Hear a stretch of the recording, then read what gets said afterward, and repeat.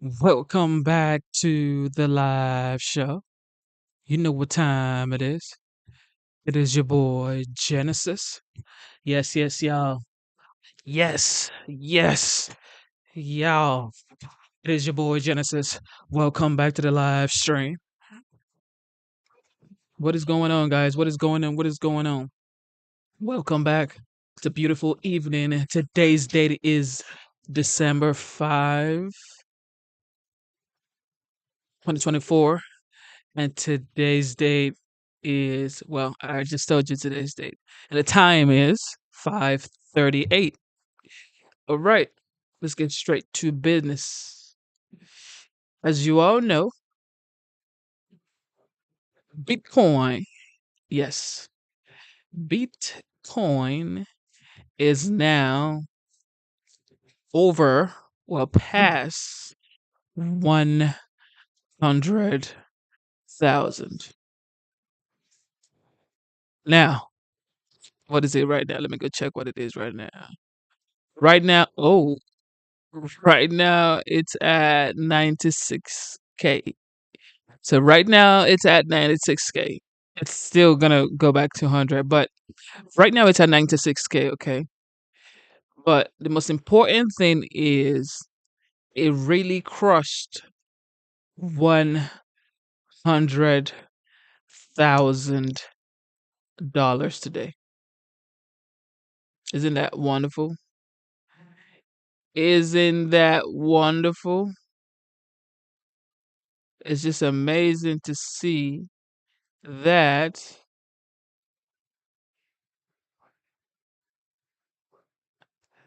Bitcoin is all the way up. It's all the way up, guys. It's all the way up, guys. All right, with that being said, did you get to invest some money in Bitcoin? Let me know. I'm not gonna cap. I really never did. I mean, I did a little bit, but not like something that you would say, you know what? It's heavy. Nah, it wasn't heavy. I never put anything heavy in Bitcoin. But I'm gonna go straight to it.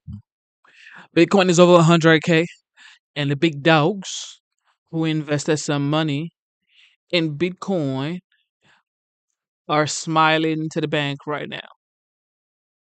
Are you part of the people smiling right now? Or are you part of the people saying you're going to catch the next wave?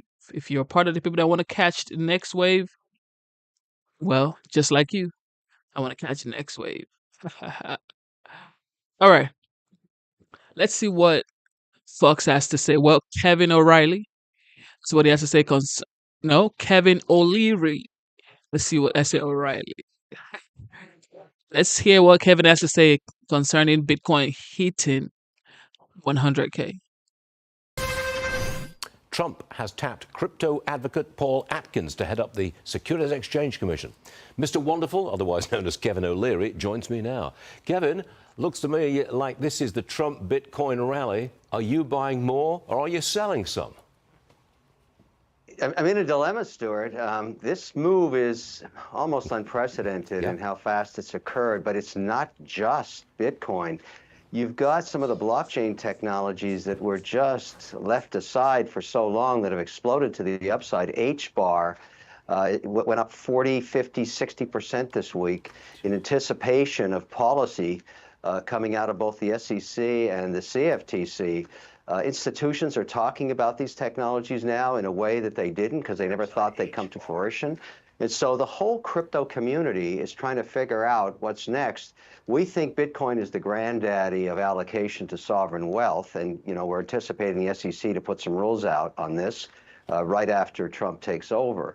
So you've got a tremendous amount of demand here. Now, the challenge is most institutions have some regulatory boundaries. For example, no more than 5% in any one position, or 21 or 20% in any one sector. And we're breaching those left and right 24/7 because we're having massive moves. And so the compliance departments are squeezing managers' heads every day trying to figure this out. It's fascinating, but by the sound of it, you'd think it's going higher still, up and beyond 102, Yes. 103,000. That's what it sounds like. Yeah, I don't think right now the charts have no resistance, so it's anybody's guess. I want to call out something that happened yesterday on your show regarding digital technologies that is a derivative of it, because I've been getting a ton of people sending me the link to that interview you did with Danielle Smith from Alberta, when she dropped that bomb that she has 200 trillion cubic feet of natural gas.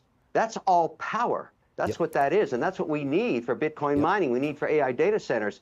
I mean, she's coming out blasting there, Stuart. That was pretty interesting. Very interesting. Big deal. We've invited her onto the show when she comes to America for the inauguration in D.C. We've invited her to come on the show in New York City. You might come and meet her. Well, she's my new special friend if she's got that much energy, and she's going to be getting a lot of phone calls from other people just like me. I can guarantee you that. Well, come on in and see her, Kevin. I'm sorry I'm out of time, but we'll see you again. I mean, this is just wild. The way Bitcoin is surging. Some people say it might get to $1 million. What do you guys think about that? I mean, this is just opinions, okay? This is literally opinions. I don't know what you guys think, but do you think it's going to get to $1 million? Let me know.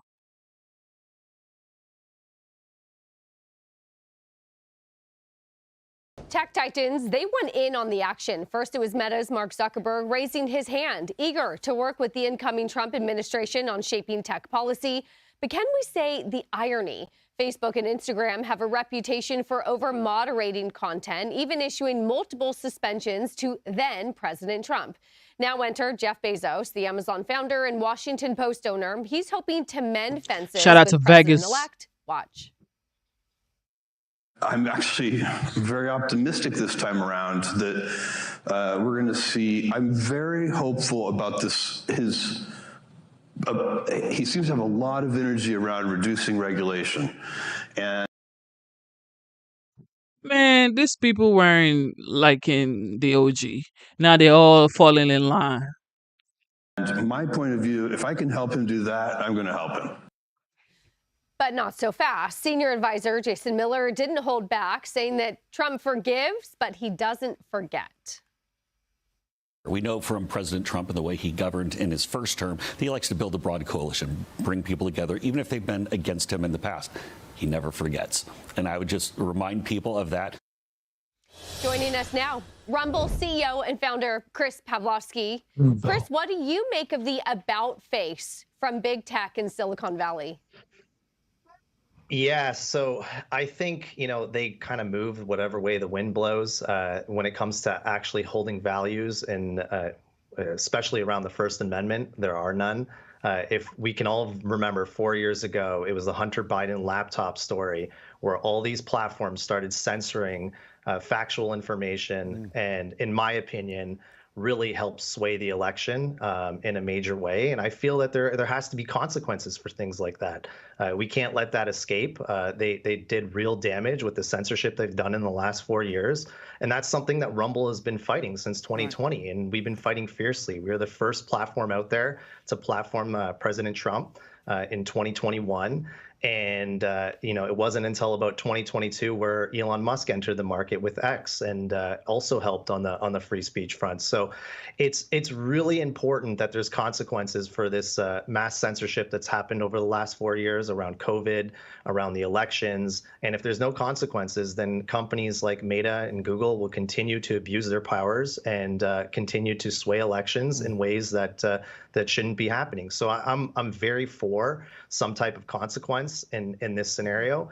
And, it's ultimately up and it's in the Trump administration's hands and to see what they'll do. But I think it's really important that for what they've done in the past, there are consequences. Right, Chris, it's maybe keep your friends close and your enemies closer. Because remember, Bobby Kennedy, his account was shut down on Instagram, I think until last year, until he started running for the presidency. It's just astonishing. And they will destroy these platforms, these companies, be it Meta or Google, through YouTube, they'll destroy you. They'll deplatform somebody and you will no longer have a business.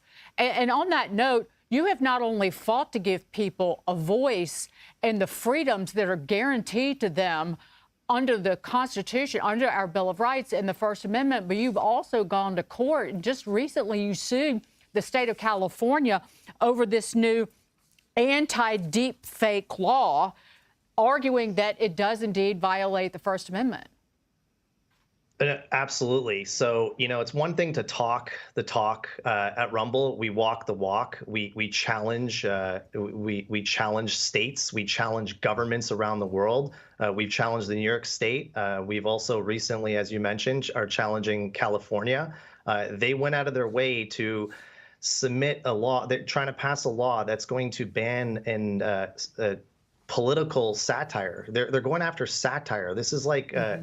Right. This is like something you would see out of North Korea, not something you think you'd see out of California or anywhere in the United States or anywhere in the Western world. So seeing stuff like this is really troublesome. We sued the California AG, and so did the Babylon Bee. The Babylon Bee is also on Rumble, and they have all their contents on Rumble. And going out of their way to try to ban satire is something that we're not going to stand for. And it just goes to the mission that we're on. We're about, walking the walk, not walking the talk. We do it through action, and that's what we're doing in California. Chris, I want to switch gears with you real quick. We just talked to a big Bitcoin bear.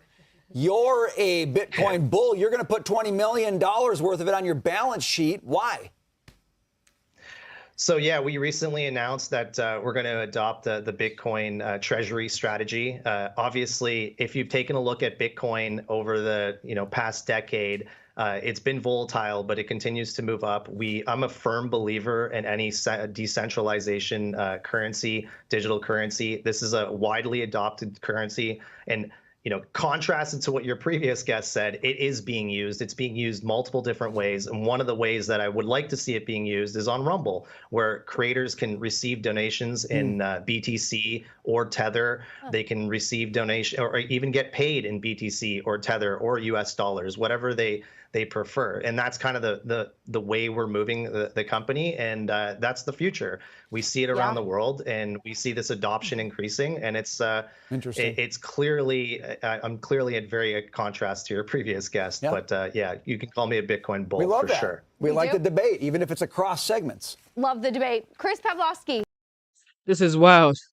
Mixed Marshall. Let me reply you, bro. You actually maybe.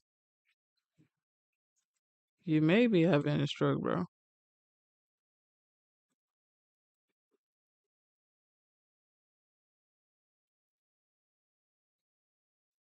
All right, thank you for tuning into the live stream. You know what time it is. Okay, so Rumble. I've been hearing a lot about Rumble, but I actually do have a Rumble account, but I never really used it. I need to go check. I absolutely need to go check.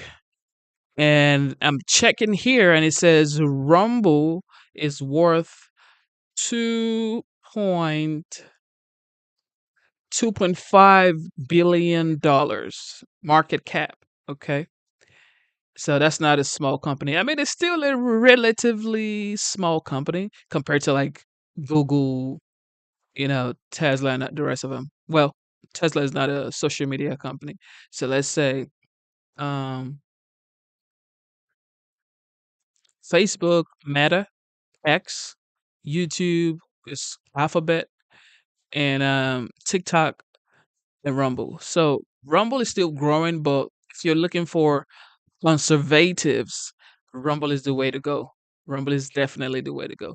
But with that being said, what is going on here?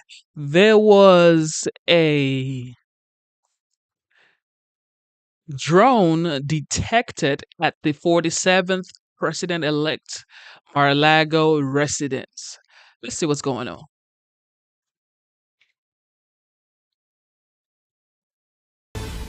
A flying drone mystery raising alarms in New Jersey. There are clusters of large drones swarming the skies near the Bedminster Golf Club belonging to President-elect Trump. What is going on? Nate Foy with an update in our newsroom. Hi, Nate. Hey, Dana. So one witness says it's like a parade. The drones just keep coming one after another, and you can hear them coming because they're so loud. Listen to the power of this drone last night.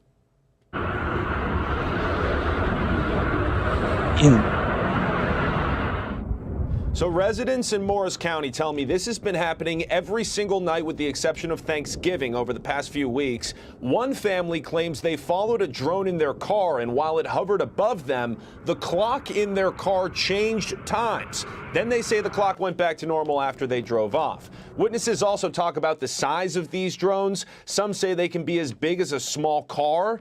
Despite the growing concern, though, Morris County officials insist, quote, there continues to be no known threat to public safety. But residents tell Fox they're becoming more worried. The FAA is continuing to temporarily restrict flights over Trump National Golf Club in Bedminster and the Picatinny Arsenal military base. Of course, he needs to be protected 24/7, and he needs the highest level of protection. This is the 47th president elect, okay? He needs to be protected, and that's just what it is. So I'm sure Elon may have some maybe a little, influence over that because he definitely has the tech to get anything done. So the drones and all that stuff definitely it's needed. Okay, it's needed because this guy has already, when he was running for the 47th during his campaign and rallies, he already had 2 attempts on him, and people are not going to stop now. So I like the fact that he's being protected with the drones, with everything needed. He has to be protected if we want to make America great again, the border great again, foreign policy great again, all of this stuff great again. He has to be protected, and that's it. But authorities in Morris County this morning say they have no new information to share as the mystery continues. Okay, keep us posted. This is bizarre. We need to know more. Thank you. Yes, indeed. Of course, we need to know more. What's going on? Okay, so Kash Patel. What is going on with Kash Patel? Okay. Now, Kash Patel is almost going to get confirmed. That's what they're talking about. But let's hear what CNN has to say concerning Kash. Kash Patel, Donald Trump's controversial pick to lead the FBI, has made no secret of his plans to weaponize the department to go after his perceived enemies. Those include members of what he refers to. They keep saying, pursue going after his political enemies. Y'all didn't start this whole thing. Y'all started this whole thing trying to go raid Mar-a-Lago, trying to go do things you're not supposed to be doing because you don't want this man to be running for the presidency of the United States. Well, there you go. You have it. He already won majority vote in electoral college, and now he has a mandate. He's not even coming after you because there's too much to do. The economy is in shambles, guys. Now, thank God, just by the announcing of the 47th, everything that started to pick up, Bitcoin to the moon. Okay, all crypto to the moon. So glad he's already been announced. So everything is getting better. Canada wants to play ball now. Mexico wants to play ball now. Everybody's trying to make sure they do their part concerning their borders. China is okay, China's still playing tough, but they're still gonna play ball at the end of the day. As the deep state, the fake news mafia, and even former colleagues. And Patel appears to be making good on that threat already before facing a confirmation process, threatening former Trump White House colleague Olivia Troy with litigation and demanding that she retract, quote, defamatory comments stemming from her blunt assessment of their time together. Let's take a listen to that. Kash Patel is a delusional liar. Let me just be very clear about that. And he would lie about intelligence. He would lie about making things up on operations. I think Mark Esper has talked about that as well, where he put the lives of Navy SEALs at risk in an operation when it came to Nigeria. These are things that actually were happening in real time when he was in the role of CT coordinator in the White House. And I know this because at some point I realized that I needed to double check Kash's work to make sure that I wasn't misinforming Mike Pence by relying on his word. So I had to go around him. And Olivia Troy joins me now. She served as a Homeland Security, What does that even mean? Counterterrorism, and COVID Task Force advisor to former Vice You got to President go Mike around Pence. him. Olivia, great to see you this morning. I mean, what does that even tell you that even before his confirmation hearings, he is threatening you for criticizing him? Yeah, I think Who are you? So we're supposed to believe you and now believe Kash Patel?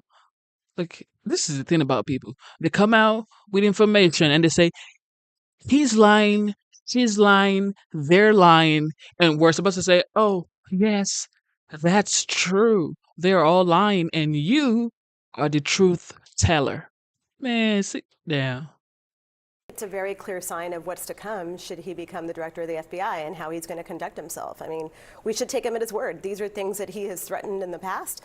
And I think by doing what he did, by sending that letter to me, it was an attempt to bully me, silence me, intimidate me. But it's also a signal to others, right, as he goes into the confirmation process of trying to silence others in terms of telling the truth about his background. I mean, look, I am a person who believes that he is unfit for the role of FBI director, and I have concerns about how he will behave in the role in leading the nation's premier law enforcement agency. And so you stand by your criticism of Kash Patel? I absolutely do. Even if they have this letter saying you've got to retract all this, you're not going to do that? Yeah, I'm not going to retract from telling the truth. That is where I am, and this is something that I lived when I was working with them, and it is absolutely true.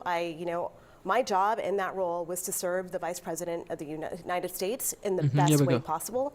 That is what I did. And if it meant, at times not taking Kash at his word, going around, like there were people on his staff that used to come to my office and seek counsel from me and advice about what it was like to work for him, who know exactly what I'm talking about. Others have been very public about the things that I mentioned.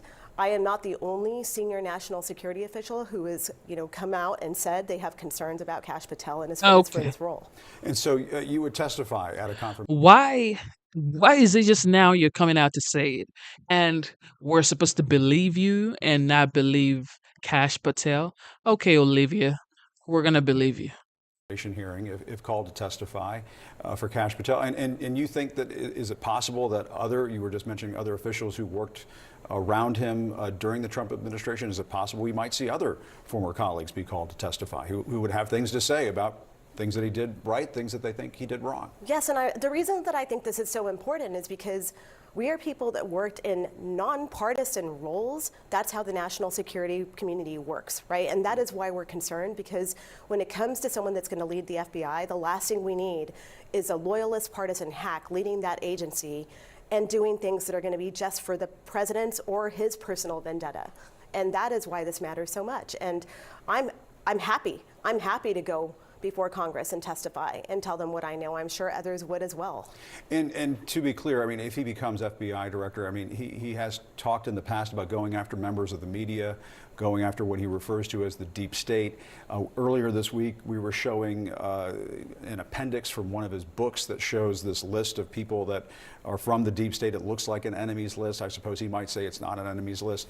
Do you think if he becomes the FBI director that he will target people that he considers to be his adversaries or enemies, not only of Kash Patel, but of Donald Trump? Yes, absolutely. And I would say that, on that list are Republicans on that list. And I would say that anyone that he feels has crossed the president in the future should really think carefully about what it looks like to have the FBI run by someone who is going to behave in this manner. And this is someone, his demeanor when he was in the roles that I met him in, when he was working in the first Trump administration, this is how he behaved on a daily basis, was a division of always suspecting deep state people, always questioning it, hiding information, and I could go on. Wait. Did she just say always suspecting deep state people? Did I hear that right? So you mean to tell me there is something called deep state? Bruh. So you think he could go after John Bolton? You think he could go after Lisa Monaco, Stephanie Grisham, people like that? Yes, and it is concerning. These are people who are simply telling the truth about what they know, and I think we should pay close attention to what this means for the media, for people going forward. And is that who we want to be as a nation? Is that who we want to be as a United States, with someone in the FBI leading that organization, using it for political purposes and not using it to protect the safety and security of the American people? And I got to run, but I do want to ask you something I asked Zoe Lofgren in the previous segment. There's been some reporting over at Politico, Jonathan Martin reporting that the Biden administration is thinking about doing preemptive pardons. Do you think preemptive pardons are necessary for people like yourself, other folks that Dr. Anthony Fauci, Adam Schiff? Why would you need to be pardoned? I mean, this is just not right. Why do you need to be pardoned if you are Gucci?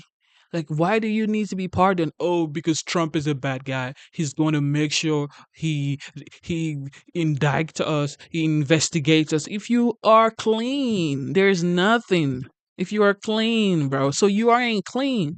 You are not clean. So you are scared because you know you went after the 45th. Now he happens to be the 47th president elect, and you cannot wait to get pardoned because you know by January 20, he's coming in hot.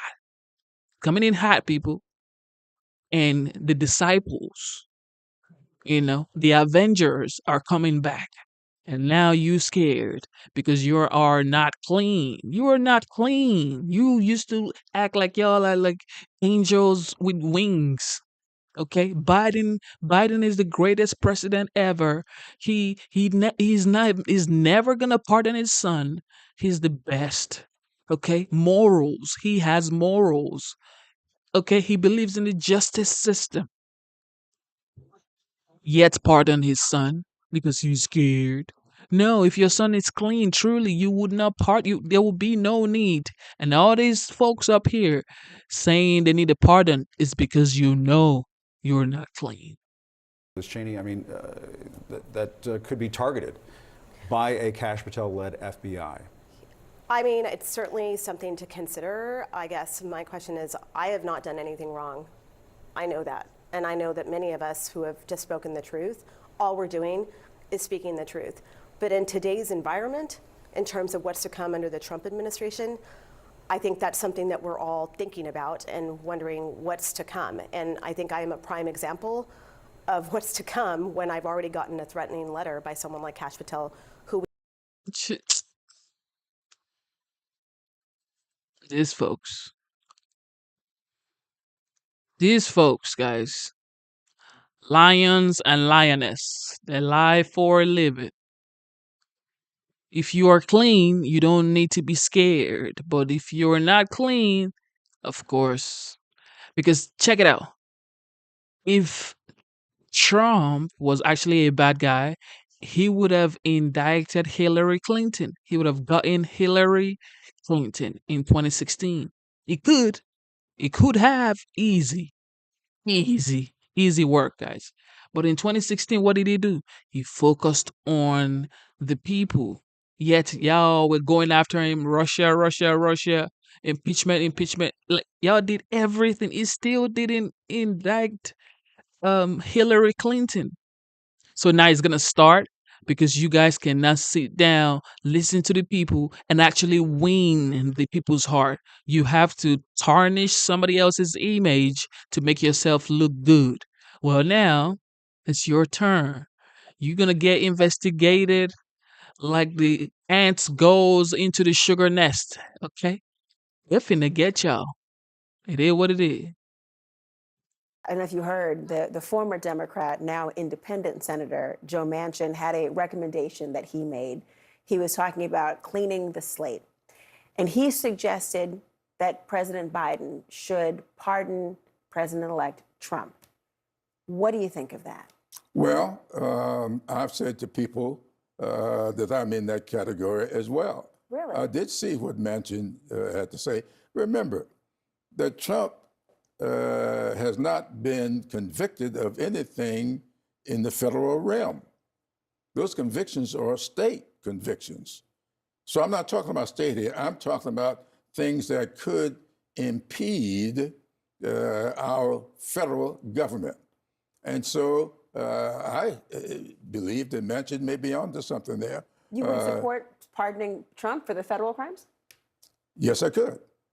Absolutely. Now they want to pardon Trump. The Supreme Court has pretty much made it very clear that he is preemptively pardoned of anything he may do as president. Because of the immunity decision for Absolutely. official acts. Really quick, I know we have to go. There's been a lot of threats made about whoever leads the DOJ for prosecutors who were involved in the prosecution of Trump and otherwise. Special counsel Jack Smith, likely to be somebody on an enemies list of sort. If you recommend to Biden, do you include the federal employees and prosecutors and special counsel who were actively on these cases to protect them as well? Yes, absolutely. Jack Smith's name is on my list.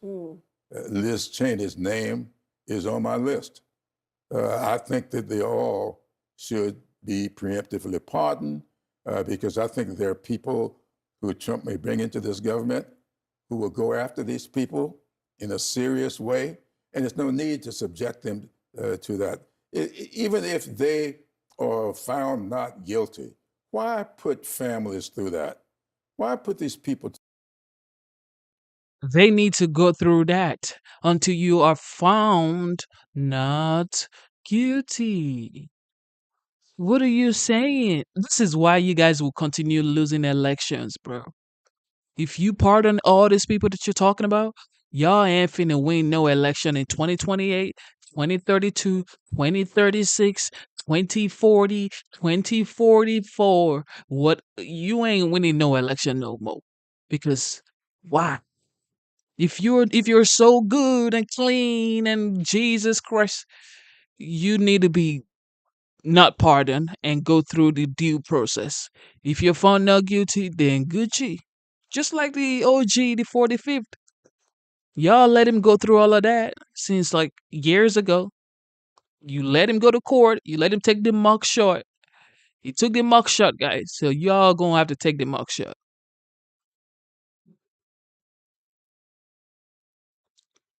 Oh shit. Oh shit. I messed it up. I messed it up. Protect them as well. Yes, absolutely. Jack Smith's name is on my list. Liz Cheney's name is on my list. I think that they all should be preemptively pardoned because I think there are people who Trump may bring into this government who will go after these people in a serious way, and there's no need to subject them to that. Even if they are found not guilty, why put families through that? Why put these people through that?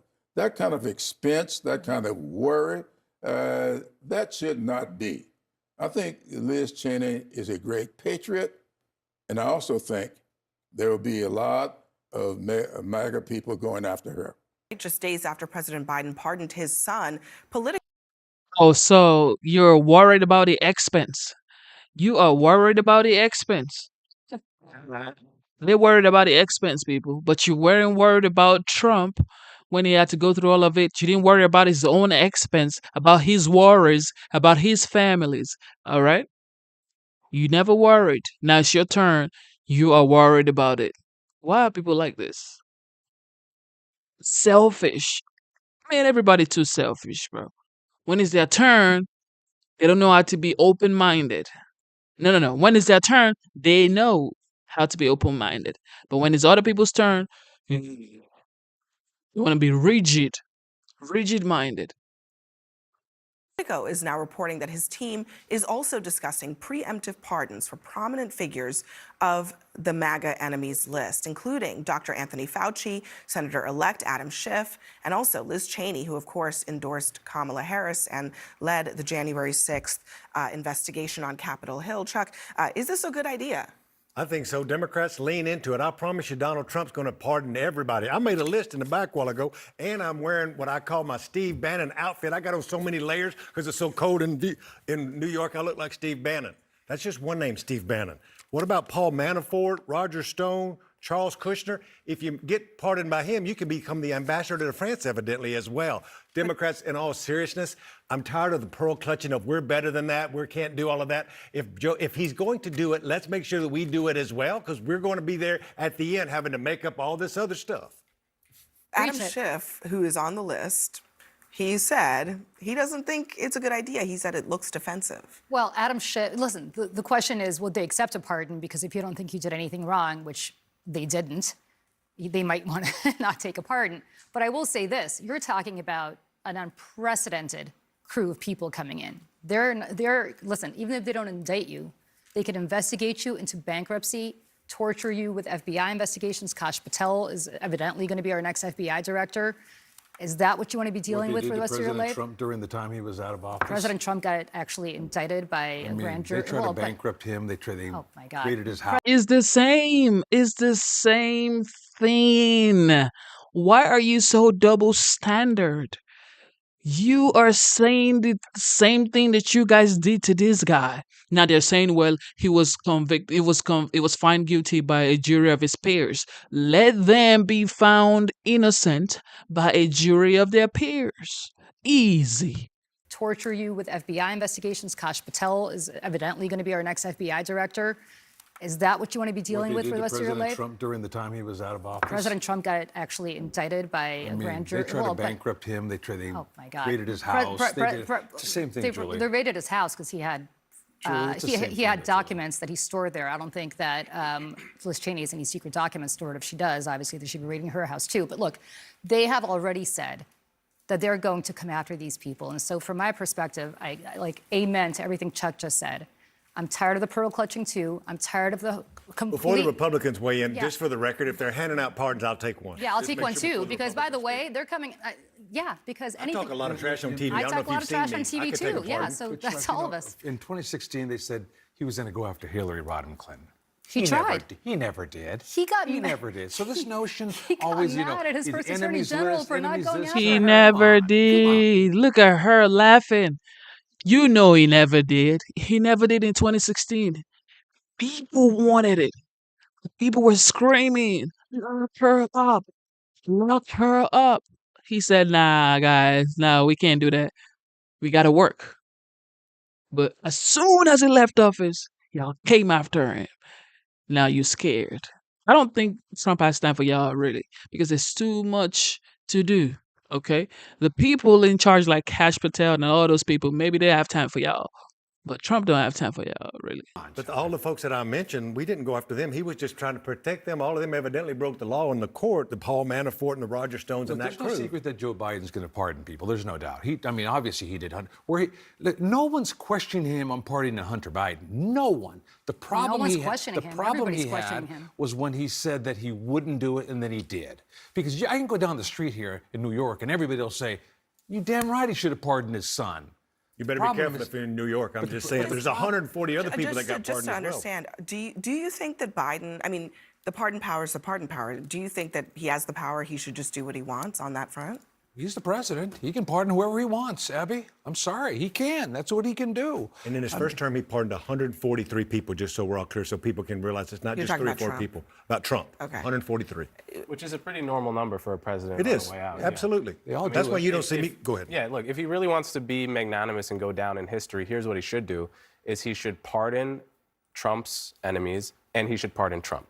He will go down as the great uniter that stopped the cycle of tit-for-tat prosecutions, greatest uniter since Abraham Lincoln. Does Trump need a pardon, though? In principle, what Jack Smith said in dropping the charges is that it left open the possibility of bringing them back up after the term. All right, here's the thing. And do you really think that Trump is going to take that and say, well, no, not Trump. I'm going to disarm. I don't care about Trump. I care about the country. No, but I'm saying, what is he going to, because you're saying if Biden stops it for Trump, there's not going to be a tit for tat. Do you think that that's going to happen? It's a message of uniting America. That's what he's trying to say. Why are Democrats always the ones who are being asked to unite America? Why is the onus always on us? There's always 2 standards.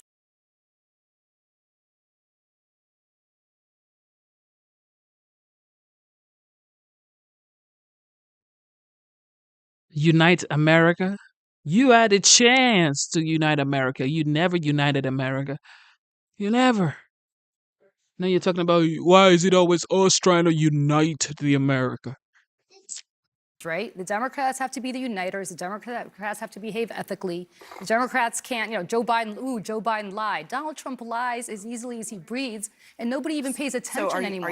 Are you implicitly suggesting here that there is a degree of kind of like not playing by the rules that would be happening here or behaving unethically? I'm saying outright that I think Democrats need to take the gloves off. Evidently, America voted to break the paradigm, to break everything that happened before. And so Democrats need to stop being in a defensive posture as to what the mainstream media is going to say, that Joe Biden, he lied, oh no, or that Adam Schiff, oh my goodness, he might look guilty if he took a pardon. Take the pardon, because these guys are going to come after you. The norms have been broken, and they've been broken by Donald Trump. Evidently, the country wants the norms to have been broken. So let's start behaving like them. I mean, from my perspective, I'm tired of always being Man, asked sit to be the down. one to unite the country. No, he shouldn't pardon Donald Trump. Absolutely not, but he should pardon Democrats because that's what Donald Trump would do. And if that's what America wants, Democrats should start acting like that too. President Biden sparked a wave of bipartisan backlash this week, announcing the sweeping pardon of his son Hunter. But according to new Politico reporting, it may not be the only pardon that Biden grants. Jonathan Martin reports this. President Joe Biden's senior aides are conducting a vigorous internal debate over whether to issue preemptive pardons to a range of current and former public officials who could be targeted with President-elect Donald Trump's return to the White House. One House Democrat already has some ideas about who should be on that list. Jack Smith's name is on my list. Liz Cheney's name is on my list. I think that they all should be preemptively pardoned because I think there are people who Trump may bring into this government who will go after these people in a serious way, and there's no need to subject them to that. The panel is back. Kate Bedingfield, how real do you think this is, and how important does the White House? If you have done nothing, there should be no reason you should be worried. Okay? If you've done nothing wrong, there should be no reason you should be worried. I know it's expensive to defend yourself. However, you guys weren't thinking about that when you went after the 45th president of the United States. You searched his house, put it on national TV, embarrassed him, called him essentially a thief, like he stole documents. That's what y'all said. He stole the documents. America, can you believe this? He stole the document. Look at him. Now you don't want to be embarrassed on national TV? Come on, man. You're a big girl. These guys are big girls, are big boys. You can take it. You can take it. See this? Oh, I think it's real. I think they are.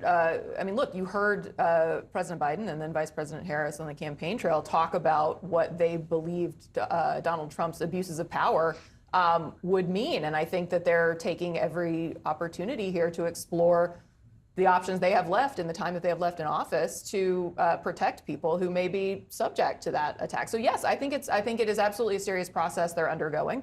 We'll see what the ultimate outcome is, but I would imagine that Biden views this as an opportunity to ensure that people who don't deserve to be targeted in that way aren't.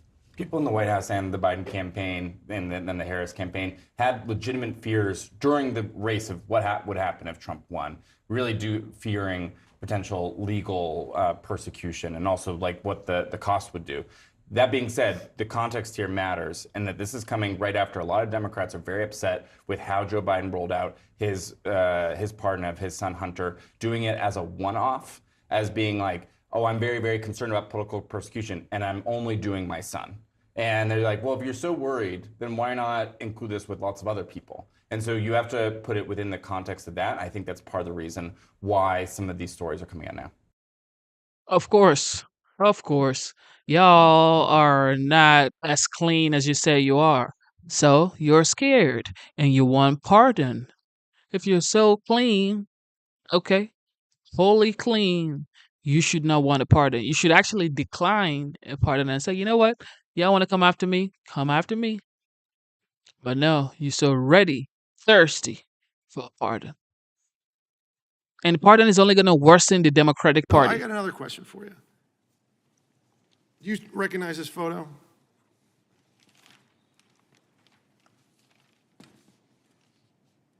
Yes, sir, I do. Okay. Is that the remembrance of September 11th? This right here is a Secret Service sort of like grilling with a lawmaker today in a hearing. It was. Was it in New York? It was at Ground Zero. Okay. Who's usually at an event like this closest to the President of the United States, security-wise? The SAC of the detail. Special agent in charge of the detail. Were you the special agent in charge of the detail that day? Actually, let me address this. Could you please, staff, leave that? Oh, no, leave that one up with the circle around me. Thank you. So actually, Congressman, what you're not seeing is the sack of the detail out of the picture's view. And that is the day where we remember the more than 3,000 people that have died on 9/11. I actually responded to Ground Zero. I was there going through the ashes of the World Trade Center. I was there at Fresh Kills. I'm not asking you that. I'm asking you, Congressman. Were you the special agent in charge? To show respect for a Secret Service member that died on 9/11. Oh, that you're trying to be. Do not invoke 9/11 for political purposes. Oh, I'm not. I'm invoking this. You are, sir. Gentlemen, and you are out of line. Whoa, whoa. Whoa, whoa. Whoa, whoa. What is going on there, guys? What just happened? How did it escalate? How did it escalate, guys? Let's go back. Oh, my. It is getting spicy. Detail out of the picture's view. And that is the day where we remember the more than 3,000 people that have died on 9/11. I actually responded to Ground Zero. I was there going through the ashes of the World Trade Center. I was there at Fresh Kills. I'm not asking you that. I'm asking you, Congressman. Were you the special agent in charge? To show respect for a Secret Service member that died on 9/11. Oh, that you're trying to be. Do not invoke 9/11 for political purposes. Oh, I'm not. I'm invoking this. You are, sir. Gentlemen, and you are out of line. I would like to ask him a question, please. You are out of line, Congressman. Don't try to bully me. I am an elected member of Congress, and I'm asking you a serious question, and you are playing politics. I am a public servant who has served this nation, and you won't answer the question. On our country's darkest day. Committee will come to order. Committee will come to order. I'm asking you serious questions for the American people, and they're very simple. They're not trick questions. Were you the special agent in charge that day? No, I wasn't. I was there representing the United States Secret Service, sir. Mr. Fallon, your time's expired. Did not affect protective operations. You know why you were there? Because you wanted to be visible, because you are auditioning for this job. I was there to pay respect for a fallen member of this agency. You endangered President Vice President Harris's life because you put those agents out of position. Mr. Did you have a radio with you? Mr. Fallon, your time has expired. I did, sir, and you are out of line. Mr. Chairman, Mr. Chairman. Yes, sir. Please. All right. And we are back in order now. We are back in order now. Thank you. On Capitol Hill today, the acting... Whoa. Whoa. What just happened right there? What just happened right there? I was there. Well, one thing I gotta say is both of them were really passionate about their points. And, sometimes when you're so passionate, you just say what you gotta say. Secret Service director is acknowledging that the agency failed to secure the Pennsylvania rally site where a gunman tried to assassinate President-elect Donald Trump back in July. Ronald Rowe is appearing before the bipartisan task force investigating that shooting, which is set to release its final report today. Rowe says that disciplinary measures at the Secret Service are still being doled out. Take a listen. There will be accountability, and that accountability is occurring. It is an extensive review that requires time to ensure due process. And the pace of this process, quite frankly, it does frustrate me. But it is essential that we recognize the gravity of our failure. I personally carry the weight of knowing that we almost lost a protectee, and our failure cost a father and husband his life. The acting director outlined several changes being implemented at the Secret Service, including mandating a unified command center at protection sites to help coordinate communications, expanding the use of unmanned aerial systems like drones to help observe venues and prevent attacks, and adding more staffing to Trump's Secret Service detail. We have with us former Secret Service agent and CNN law enforcement analyst Jonathan Wackrow. Jonathan, thank you so much for being with us and offering your perspective today. I want to ask you about today's hearing. It's the conclusion of a 5-month-long investigation. What stood out to you? Well, listen, I think that what stands out to me is that there are a lot of ideas that are being presented. The acting director is literally laying out things that need to be done and implemented quickly to bring the agency back up to a position, a readiness level where it can address the threat environment that it faces. But here's the challenge right now. We have a change of administration. Challenge number one. Challenge number two is that this is the acting director, right? So his longevity in that role is questionable. And three, a lot of the senior leadership positions of the Secret Service are either have individuals that are net new to that role, or they are vacant. So from the Secret Service standpoint, how do you set the right strategy, long-term strategy right now under those conditions? Can you actually implement this change that is necessary to meet the mission readiness against the threat environment that you face on a day-to-day basis? Jonathan, Roe has acknowledged that the advance work for that rally in Butler, Pennsylvania was substandard. There has been a lot of attention paid since the incident on Secret Service's coordination with local law enforcement, which, as you know, is key at events like this. How do you think the agency's advance work could change after the Butler shooting? Well, we have to take a deeper look at the protective intelligence function and making sure that we are sharing information, not just internally, but working collaboratively with our law enforcement partners. Again, we talk about this paradigm shift. It's not a paradigm shift. It's getting back to what the Secret Service does well, and it's protection. But we have to make sure that we have the right structure that's in place to meet this threat environment that we face. I mean, when I was in the Secret Service, drones weren't a consideration. A lot of the digital intercepts weren't a consideration. Today they are. The Secret Service has to modernize against the backdrop of these threats. That needs funding and resources, and none of that is going to happen overnight. Those are strategy conversations for the long term that need to be set. Well, this is very much an ongoing process. Well, he has to answer for the bad handling of the Pennsylvania rally. Okay, they didn't handle that right at all.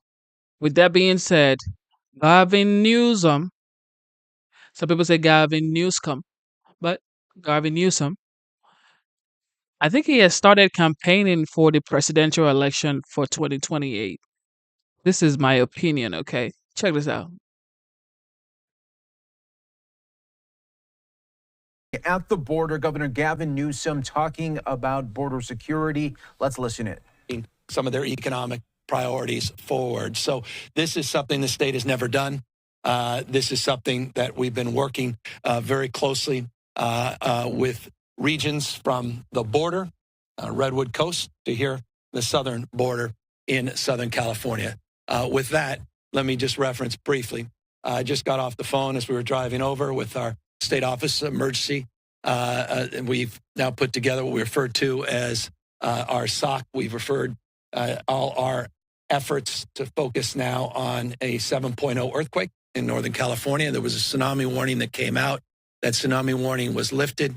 It is part of a protocol, tsunami warnings. Anytime you're 5.0 or greater around a coastal region, typically goes into effect. That allows us to back off through abundance of caution. That was lifted.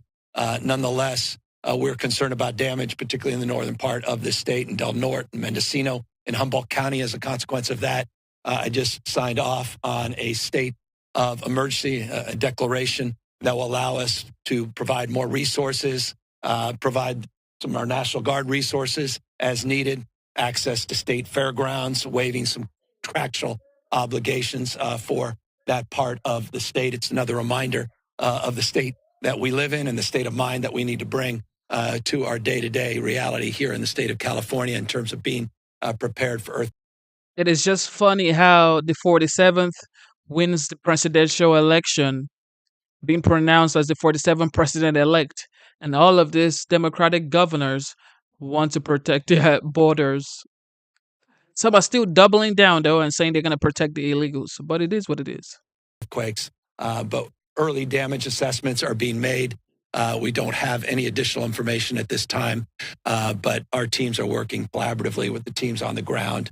And I just want to thank everybody, particularly our local law enforcement agencies, for their outstanding work and working through their protocols as quickly and efficiently as they have to date, and we'll have more to say on that over the course of the next few hours and clearly over the course of the next few days.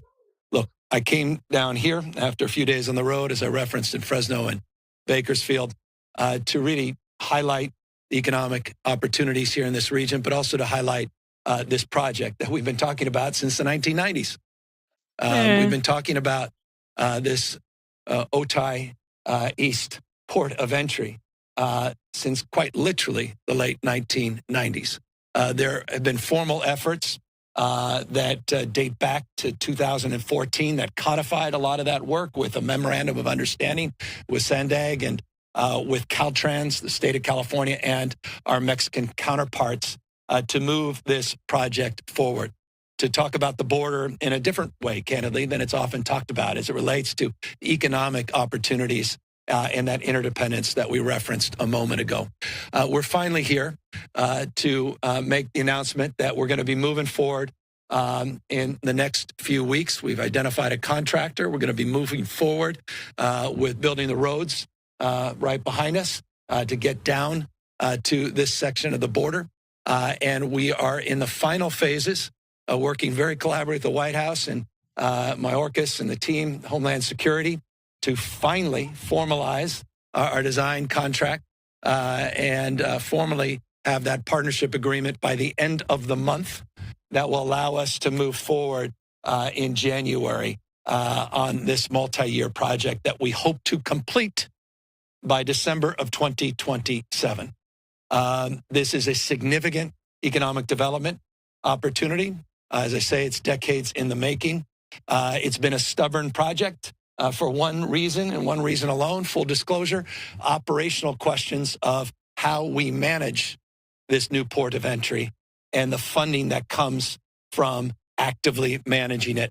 And that's the process that is unfolding in real time as it relates to the details of this final agreement that we're working with the White House. We put out a statement today with Mayorkas, joint statement between the state and our federal partners. That's the first time we've been able to get to this point to more formalize or more formally advance the formalized agreements. But again, the key date's going to be the end of this month as we work on the details to get the final funding moving forward. But that's not stopping Caltrans. They've identified some contractors. You're going to start seeing the earth movers out here. You're going to start finally seeing things take shape and things happening. So this is a good news project. A long time, as I say, decades in the making. And I think paints a different picture than a lot of the pictures that are painted as it relates to border conversations in this country. Just briefly on that, and there's a reason you see our men and women in uniform behind me, my left, in front of you. I'm really proud of the work the National Guard's done down here. You know, for many years now, we've had hundreds and hundreds of National Guardsmen and women supported by the state of California, the general fund of the state of California, doing work to support CBP on counter narcotics, specifically around fentanyl, but not exclusively around fentanyl. Those counter narcotics efforts led by the National Guard, just in 2023, they were successful in seizing 62,000 pounds statewide of fentanyl. I've seen firsthand this operation at 5 ports of entry along the border, about 70 National Guard men and women at each of these ports of entry, producing exceptional results. They have been embraced enthusiastically by our Border Patrol, and they've provided the kind of resourcefulness that only the National Guard can provide. Today, we're announcing we're going to increase that operation and focus not just on the existing flow coming north into the state of California, into the United States, but looking at the flow going south, particularly as it relates to illicit money and as it relates to weapons. A big part of what happens on the other side of the border as it relates to violence is happening with American-made weapons that come south to Mexico from America. And we need to do a better job to attach a focus of responsibility and energy in that space. There have been good things that have been happening already with the National Guard. We're going to be expanding that with our intelligence gathering operations, analytics work that the National Guard is known for, and we're excited about that announcement today as well. Third, we're also more publicly announcing, or at least formalizing, at least a public understanding that we have applied with the State Department to formalize a National Guard partnership very similar to the one we have in Ukraine. Many of you may not know this. The beginning of the war in Ukraine, President Zelensky, who'd been out in California even prior to the war, was highlighting the partnership between the state of California, our National Guard, and the work they were doing to help train and support the military in Ukraine. We want to build on that partnership with Mexico. And we have formalized that application. It's already in with the State Department to begin the process of approvals that will allow us to build on these existing partnerships that are well established for years with our National Guard and formalize it and scale it to the next level as it relates to what's happening north and south of the border wall you see behind me. So that's the third announcement that we wanted to share with you today as well. And finally, I'd be remiss because it goes to the subtext of what you heard from our speakers. There's no state that'll be impacted more and has been already impacted more by this tariff conversation, this tax conversation that the president-elect is having. The impact's already being felt. We have seen the benefits of the USMCA as it relates to nearshoring. We've seen the benefits of these partnerships, and we have seen the economic output that has been extraordinary. That momentum, particularly as it relates to the diversification of supply chains, particularly as it relates to those relationships in China, that is now stubbornly in question as it relates to the impacts of a proposed 25% tax or tariff on goods coming from Mexico. That would lead, as an example, don't take my word for it, any objective analysis, upwards of you having to spend $3,000 more to purchase a car coming from Mexico if that tariff is indeed imposed.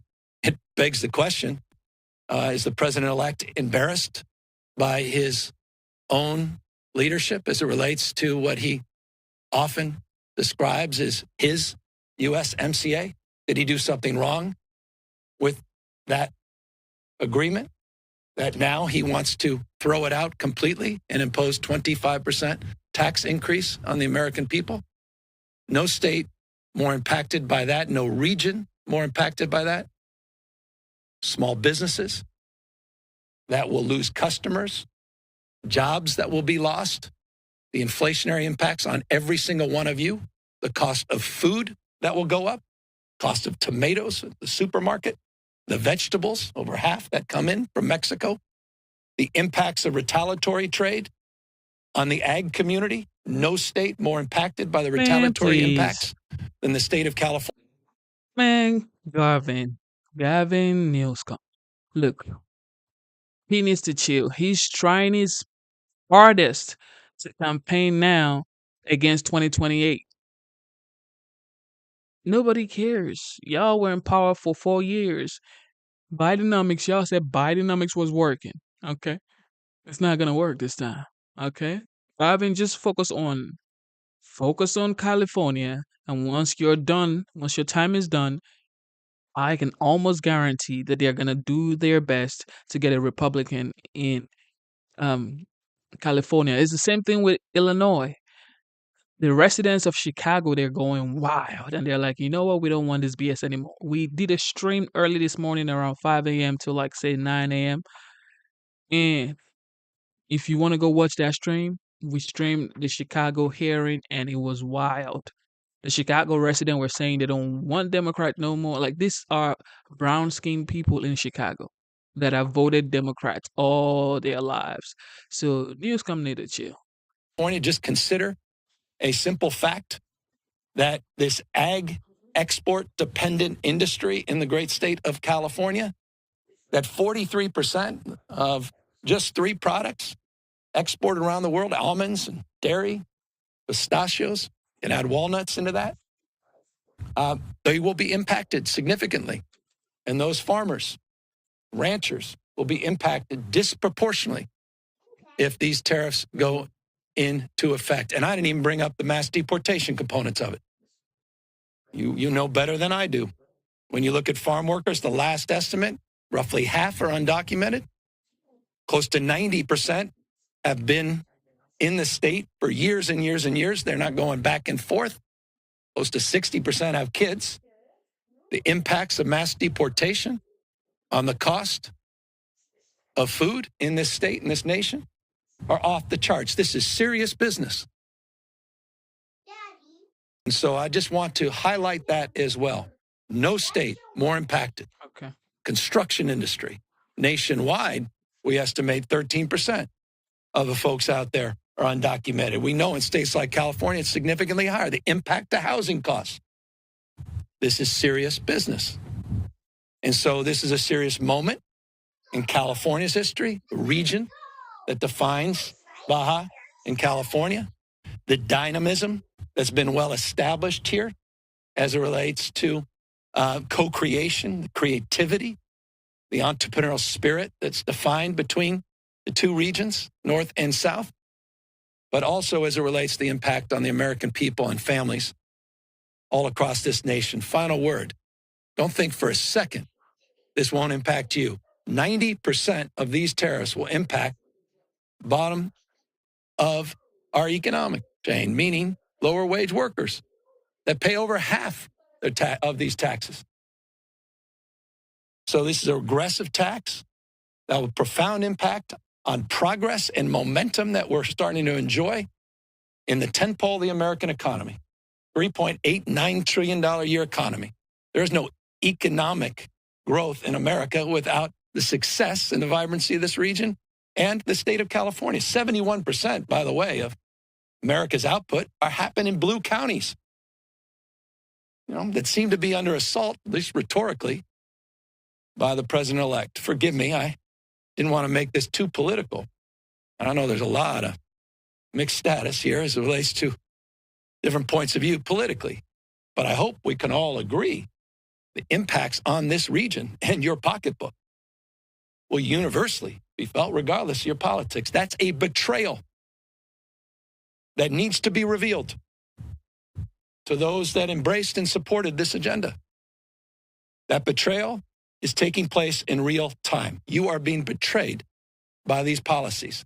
The impact exists now, even before these tariffs have been imposed. That's not something you should take my word for it. I just met with leaders in the business community that said already the momentum has been impacted as it relates to nearshoring in anticipation with the uncertainty of these tariffs. So that's the final commentary in these long-winded remarks. But I feel very passionate about this because I care about this state.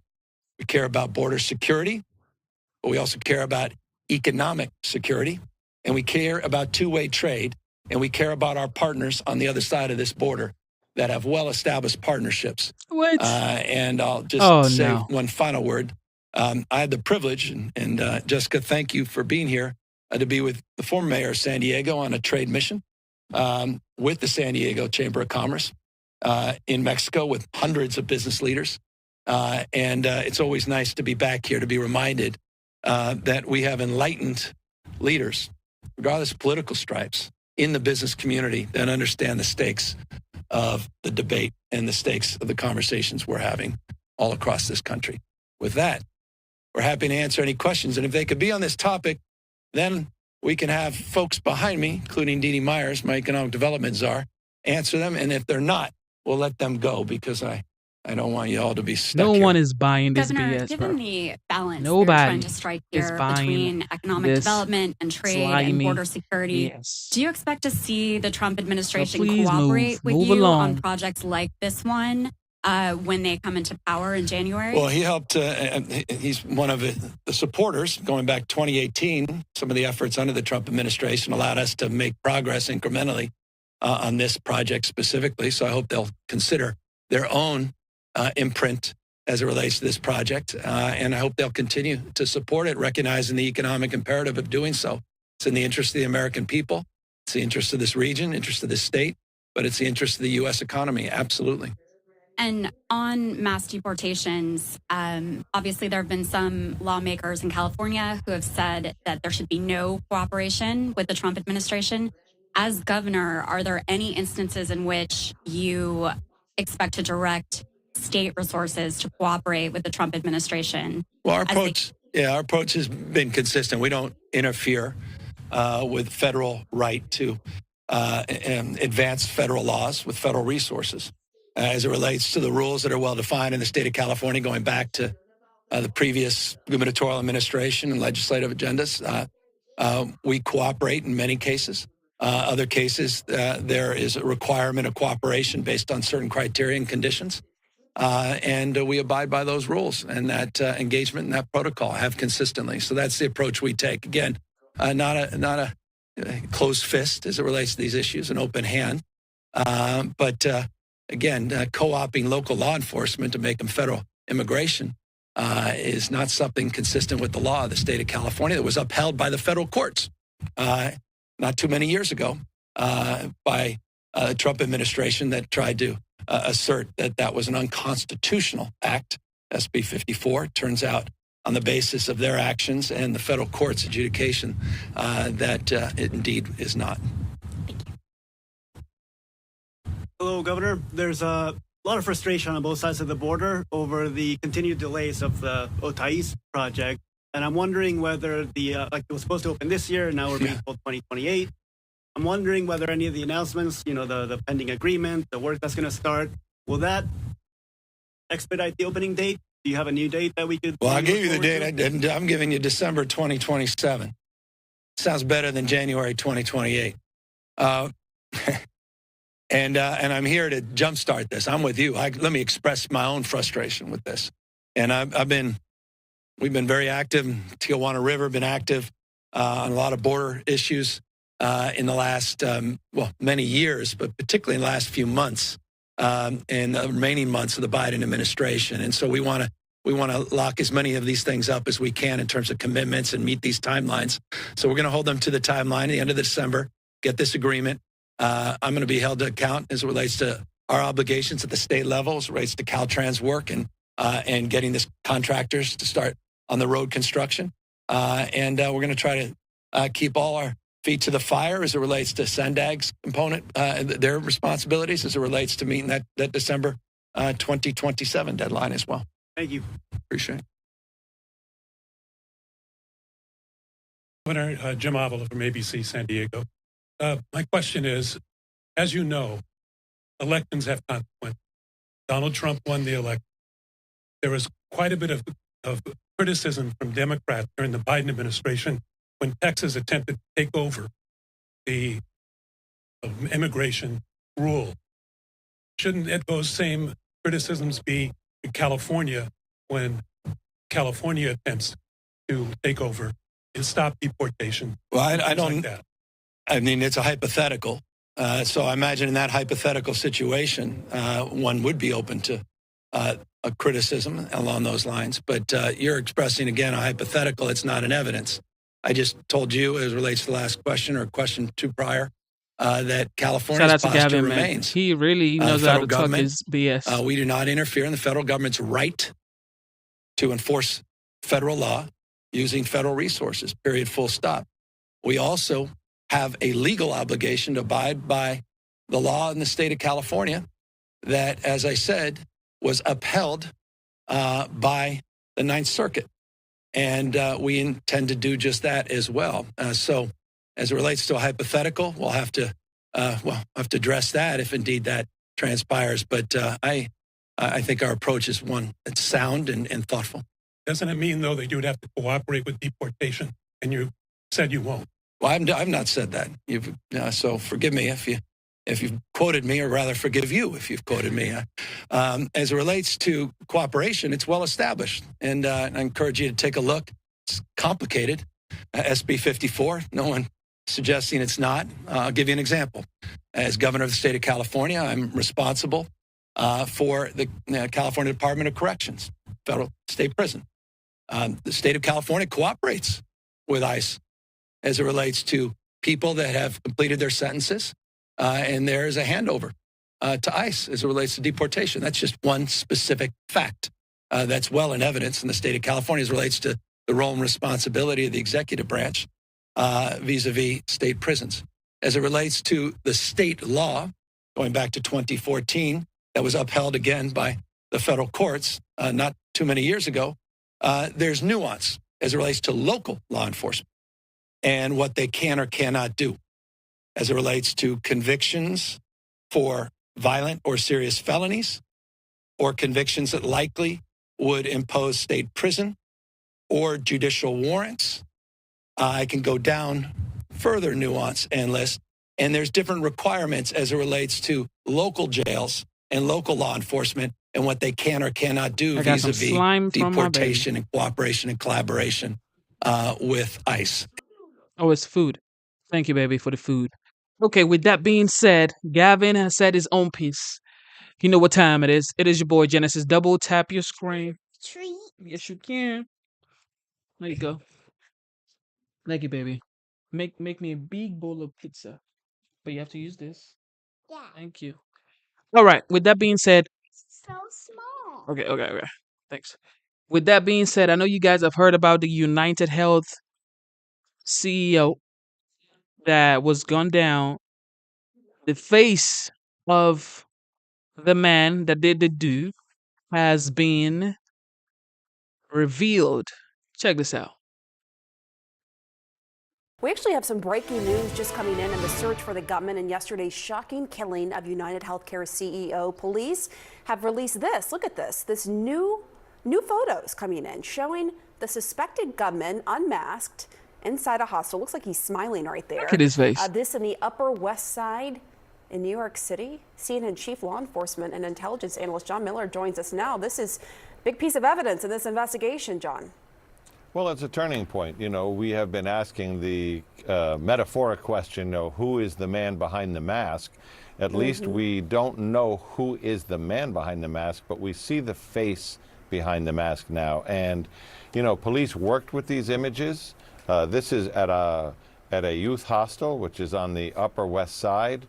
They were there yesterday, last night, actually searching a room that they believe the gunman stayed in. They believe this is a picture of him.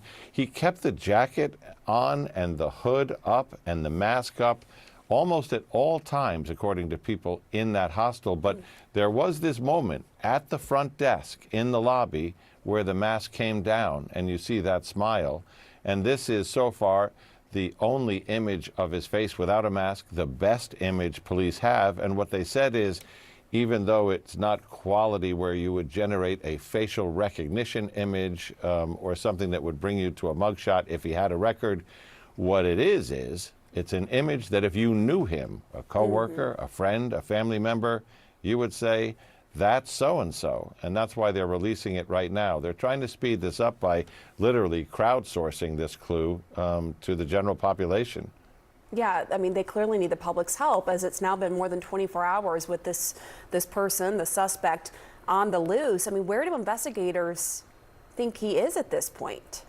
Well, so this is a turn in the investigation. The idea that there was some thinking earlier on that he was He didn't even wear sunglasses or anything like that. He moved through According to a professional that does this on Fox last night when we streamed, he was like, he should have worn his sunglasses. He should have done that. He should have done this.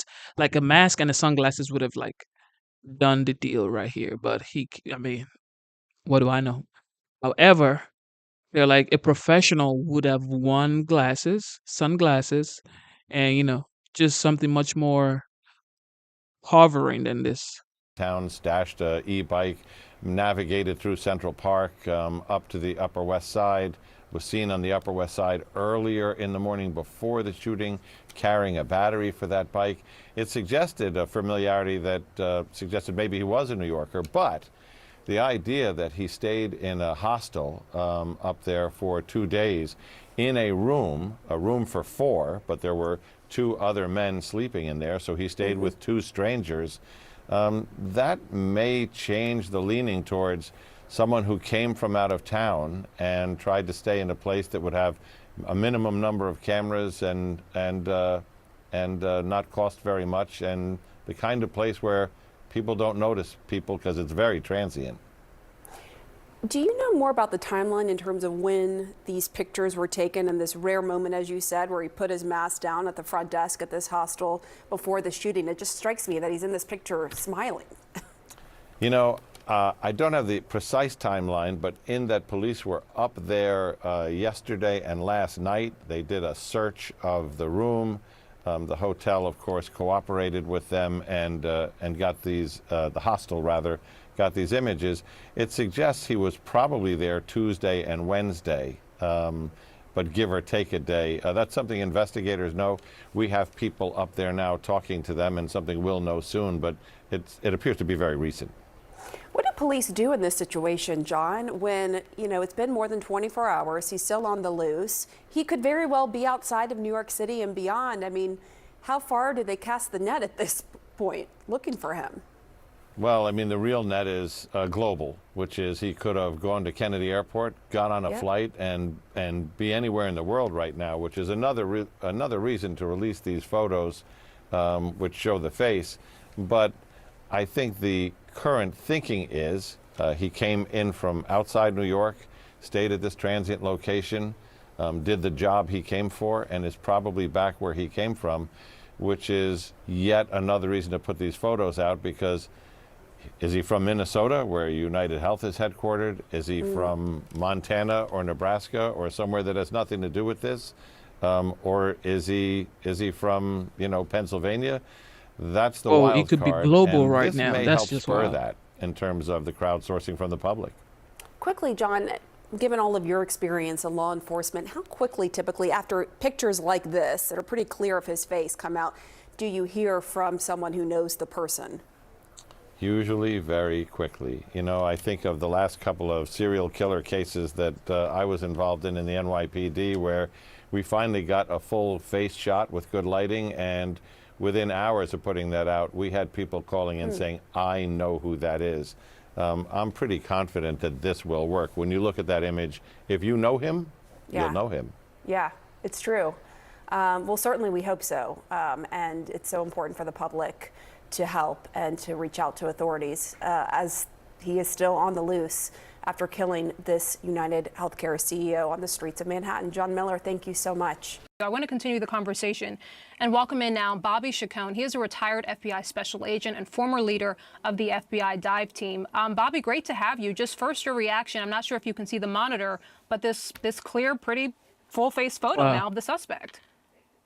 This is so sad. Yeah, man. Rahel, I think this is the biggest development in the case so far. I think He that looks if so somebody, innocent. Just look at his family, face. a relative, a friend, a coworker of this guy is going to recognize this. Now, you may have lookalikes, they may have to sift through some of those, but you know, you're showing this image globally, and certainly within the United States and internationally, this is going to be all over, and someone is bound to recognize this guy as a neighbor, as a coworker, you know, as a family member possibly.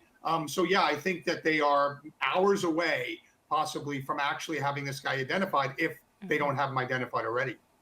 And Bobby, when you look at this photo, I mean, to me, a layperson not in law enforcement, this feels pretty significant. I mean, if you know who this person is, you can see the person's smile, you can see pretty good facial features. How would you rate this photo in terms of it being able to potentially identify who this is? Well, I would say it's not perfect, but it's very good. I mean, it's very good. You can see the shape of his face. He has kind of a unique smile or a grin. He seems very relaxed. I mean, I think with the nose and the chin and the smile, I certainly think people that know this guy, if they see this image, they'll be like, "Oh, that's so and so." So I think this is a great image to put out there, and I think someone's going to recognize this. And then, Bobby, if we can just sort of reverse track what we now know. So we now have this photo. Police apparently understand what hostel this person may have been staying at. They have these shell casings with these words on it, delay and depose. I mean, from your vantage point, does it sound like they're closing in here? Absolutely. They're closing in from several different aspects, right? So we already have the forensic evidence. Now we have possible motive. which is, denied coverage. And now you have this physical image. So they're coming at this from many different angles, and each of those angles is progressively getting to the person. I mean, I think it's very much closing in on him, on actually identifying him. Now it's a question of finding out where he is once you identify him. But yes, I think that the motive from those etchings in those rounds to me is clear, that this was a denied coverage type of event.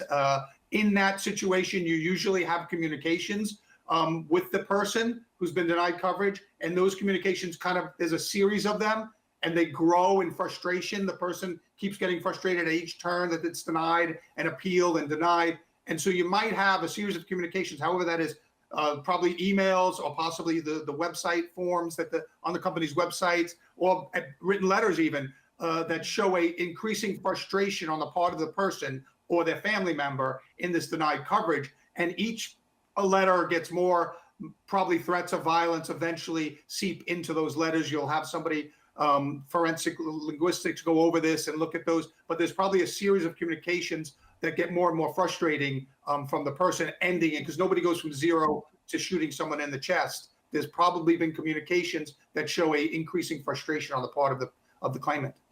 And just for our viewers, you are looking at another angle at the very least, or a completely separate photo of the suspect again. So are they trying to say maybe someone who was actually denied that probably did this? Someone who was denied of their insurance payment or something? What do you guys think in the comment, man? Do you think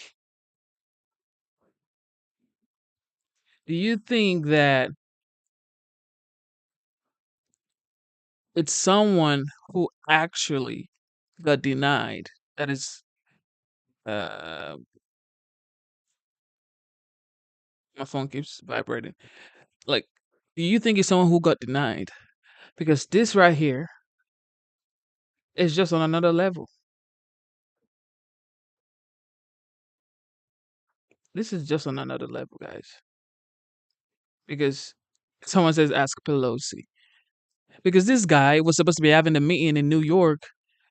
This guy is a wealthy person, of course, but then he's been facing some investigation on payouts on insurance, and it's been big, but nobody knew, just like the top executive knew. But for this guy to be waiting for him outside of his hotel room or his hotel building and just gunned him down, that was like, yeah. OU fan, you're right. Is being under investigation for insider trading as well as something else. Okay, it's not just insider trading. So he's been going through investigation like back to back. But this guy was outside waiting in the cold, and New York is definitely cold. And he waited for that long just to get the exact clean shot. That's wild. People are saying two different guys. Two different guys. Well, so what? So this guy like wore the same outfit the person who did it wore? Is that what you're saying? Man, this is just getting deeper and deeper.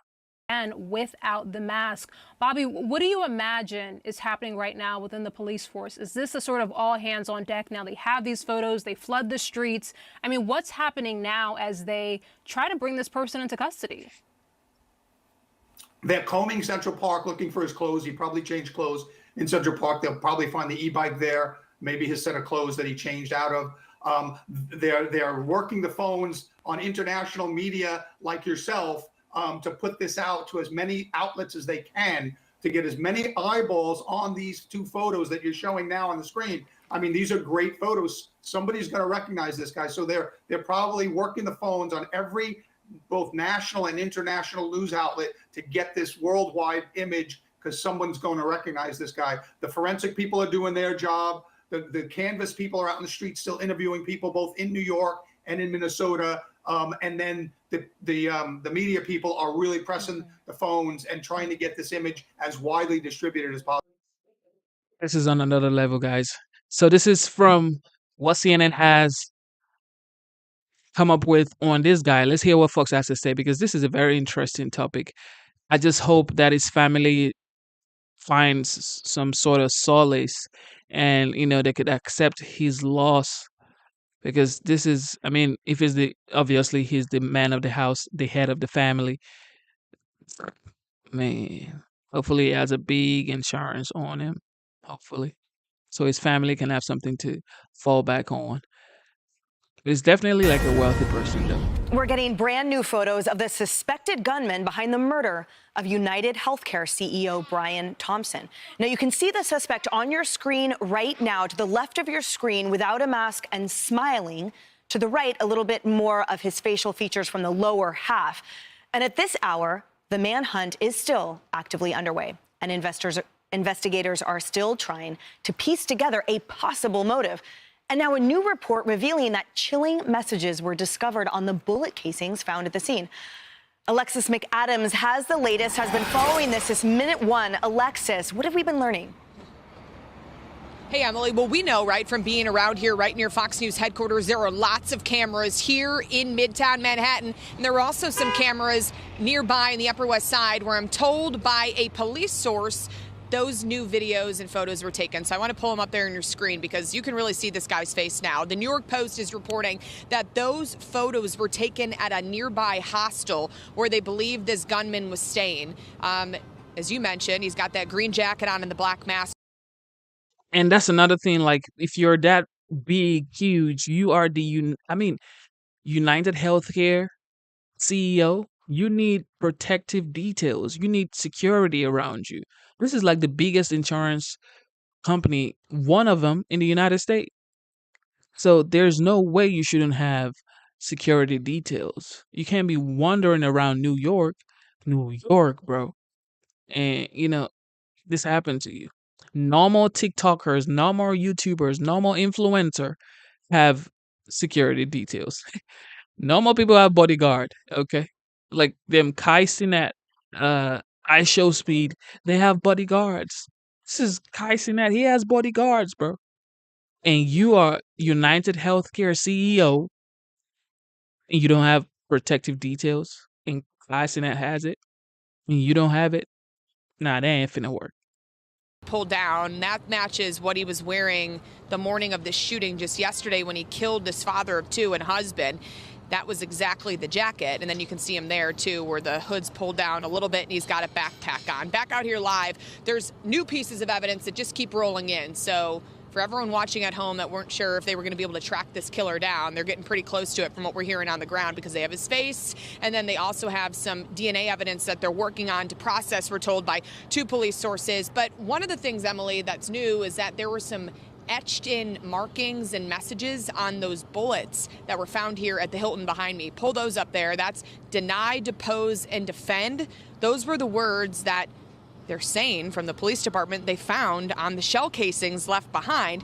The words are similar to a title of a book that condemns the insurance business. The book is called Delay, Deny, and Defend, so it's a little bit different, but you kind of get the gist there. It was written back in 2010 and just rips the insurance industry for their lack of coverage for many Americans. The shooting was caught on camera. That was the first initial evidence they had in the case. You can see the United Healthcare CEO, Brian Thompson, walking there. Then he shot. We freeze it, but he was actually hit in the leg. He kind of turned around and looked at that gunman. The guy didn't stop shooting. He shot him again, this time in the chest. We were told he was waiting there for Brian Thompson. I want to pull up some new other photos that we've been getting into the newsroom. This is the gunman there for anyone watching at home that might recognize him. He was at a Starbucks before he went to this shooting scene. We were told he bought a drink, threw something out in the trash, and that's what they're using right now to try and go through that evidence to track him down. Brian Thompson led one of the biggest health insurers in the country. He worked for United Healthcare for about 20 years. The 50-year-old was a dad of two young boys who are in high school out in Minneapolis area, and he was also a husband. Thompson was only supposed to be here in New York for a couple of days because he was supposed to speak at this Investors Day conference at the Hilton Hotel in Midtown, and his visit ended here with his death. And back out here live, you just gotta think too for a second, we're right before the holidays in New York City and all across the country, and this mom and these two sons find out, Emily, in Minneapolis, their dad's not coming home from a business trip. He left to fly here on Monday. So it's really a sad situation as we do try to track this killer down. He did have threats against him. Outlets were told by his wife. What were those threats? Were they about his job? Were they about United Healthcare? We're not sure just yet, Emily. Yeah, Alexis, devastating for the family, frightening for those of us here in New York City. We know you are on it. You are on that breaking news and with your tight sources there at NYPD and beyond. So we'll be sure to check back in as developments arise, Alexis. Kaylee, all right, so we know now, and then so much we don't know now as well. That's What are wild, your thoughts? guys. So the New York Times obtained surveillance video that shows this individual being in the area for about 10 minutes before. Picks up the Starbucks, as Alexis said, bought a drink. Who buys a drink and then says, let's go off someone or kill someone? Like this is a deranged person. And we know kills Brian Thompson at 6:46 a.m. My question is, how did he know Brian Thompson was going to be walking down the street? How did he know that Brian Thompson was staying at a hotel across the street and be walking into the Hilton? How did he know? Maybe Cheryl knows she's... Actually, it's Well, we know it was Investor Day, but how right. do you know he's not staying at the Hilton Hotel for the Investor Day? But he he seemed to have some awareness. Because he was right by the hotel. And that individual, according to the NYPD, had been, in the surveillance video, had been waiting outside for some time, out in the cold, at least. So waiting, and knew exactly he knew who the target was, let's be clear. So I'm sorry, I didn't mean to... But no, how did he know where he was staying is my question. At Yeah. the hotel across the street versus at the Investors Complex. Yeah, there's so many questions. And we live here. I mean, it's frightening. Yeah. And that was before a million people came for the Rockefeller tree lighting. Yeah. This is a huge insurance company. Yeah. And there's a lot of theories floating around. What say you? Yeah, I mean, and obviously we're not going to speculate, but I mean, yes, of course, working at the largest insurance company in America, it was a personal vendetta. Nobody goes up and point blank assassinates somebody on the street unless you're out to get that person. Whether they knew each other, that's questionable. We don't obviously know. I will say this, the NYPD will find this guy if he hasn't committed suicide already. That theory has actually floated around that he could have potentially committed suicide by now. But he's not like the egotistic type of killer, like school shooters who basically want to die by death by cop, where they will, confront a cop and they want to go out in a blaze. That's not this guy. Yeah. And is he a trained assassin? Well, he was pretty good on the gun because he was able to fix it in seconds after it jammed. But all of his footsteps basically leave such a trail that he's not a professional assassin. So there's a lot to be gleaned from this. Yeah, I think they keep putting his picture up there. They're going to find him. There are too many people that will recognize him, given those photos. The NYPD is the best. Yep. They got This is sad to hear. The year just came to, the year is coming to an end, and somebody who is just going out, doing his job, just got off. Okay? Patriot say he just got United Healthcare, and this bad luck happened. Bro. This is sad. This is absolutely sad. Hopefully they find this dude. Hopefully they find him. And yeah, this isn't something that should be glorified. This is bad. This is definitely bad. And this is something that his family don't have their father anymore. They don't have their husband, their uncle, their, brother. They don't have him anymore. And that's sad. That's absolutely sad. That's absolutely sad. Hopefully his family gets justice, because man, this is sad. the best on the case. Give them a few more hours or a few more days. They'll find him. They'll get him. They'll capture him. There's a DOJ landscape here, too, Cheryl. There is. There's a couple of things there. First off, Brian Thompson, like many executives of large corporations, usually travels with security. He had traveled with security. He didn't have security yesterday morning. He was set to take the stage just after 8. There was a big the breakfast was happening at the Hilton. That's one thing. The other side of this, though, is that back in April at their company headquarters, there was a huge protest. And it was a very organized protest. It was large. And it was basically, they were saying it was about claims denial. I want to point that out in all of this. And real quick, as far as the DOJ side, Brian Thompson and several of his colleagues, including the chairman of the company, they made some stocks. And this is the thing about people, right? This is the thing about people. So people are saying in the chat right now, well, this guy was responsible for so many families members being lost. How do you know? Do you have any detail? Do you have any evidence?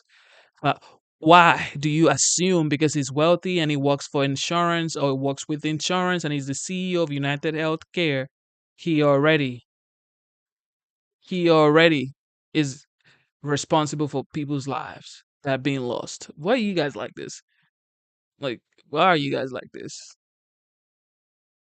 Why? Just like Daniel Penny and Jordan Wheely or Neely, Jordan Neely and Daniel Penny. People are calling Daniel Penny a hero. How is that even possible, guys? But that's the life we're living in. People glorify violence. And that's just sad. Okay? It's sad. Sales back in February, 2 weeks, this is according to Crain's New York Business, 2 weeks before the antitrust DOJ action was actually announced. There's a lot of other pieces to this story that are unfolding. Well, Man. Okay, look, I'm not gonna go down that road with y'all. All right, so of course y'all know Bitcoin breaks the milestone, crosses $100,000 right now. Let me go on my Robinhood and see how much Bitcoin is right about now. Bitcoin is at $97,085. Right now it's at $97.89. 89, okay? The CEO of Robinhood is at Fox, or was at Fox, and he spoke about Bitcoin. And obviously, everybody knows the 47th president-elect influenced all this bull run. Everybody knows that. That's not even a conversation. I mean, you know that. Even the Democrats knows that.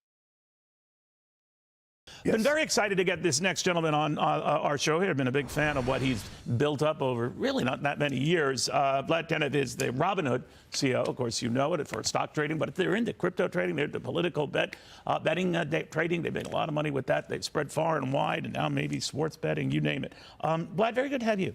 Thanks for having me. You know, I was noticing your stock and the performance, it's quadrupled over the last year. It's kind of like Bitcoin. I mean, not that it wouldn't merit to the day, but it can be volatile. You've had an incredible run. What do you think is leading it? What do you think is giving you the charge? So Robinhood went public in 2021, a little bit over 3 years ago. Bumpy start, I remember. Yeah, it was, at the peak of the secular bull market, and then 2022 was a little bit rough. But if we look at the company now versus back when we had our IPO, much more diversified business. We have 9 business lines generating north of $100 million in annual revenue now. And we're expanding across multiple dimensions. We have a large active trading business where we have a goal to get #1 in the active trading market across all assets by the end of the decade. In that universe, half of that? What is it right now? No, not quite.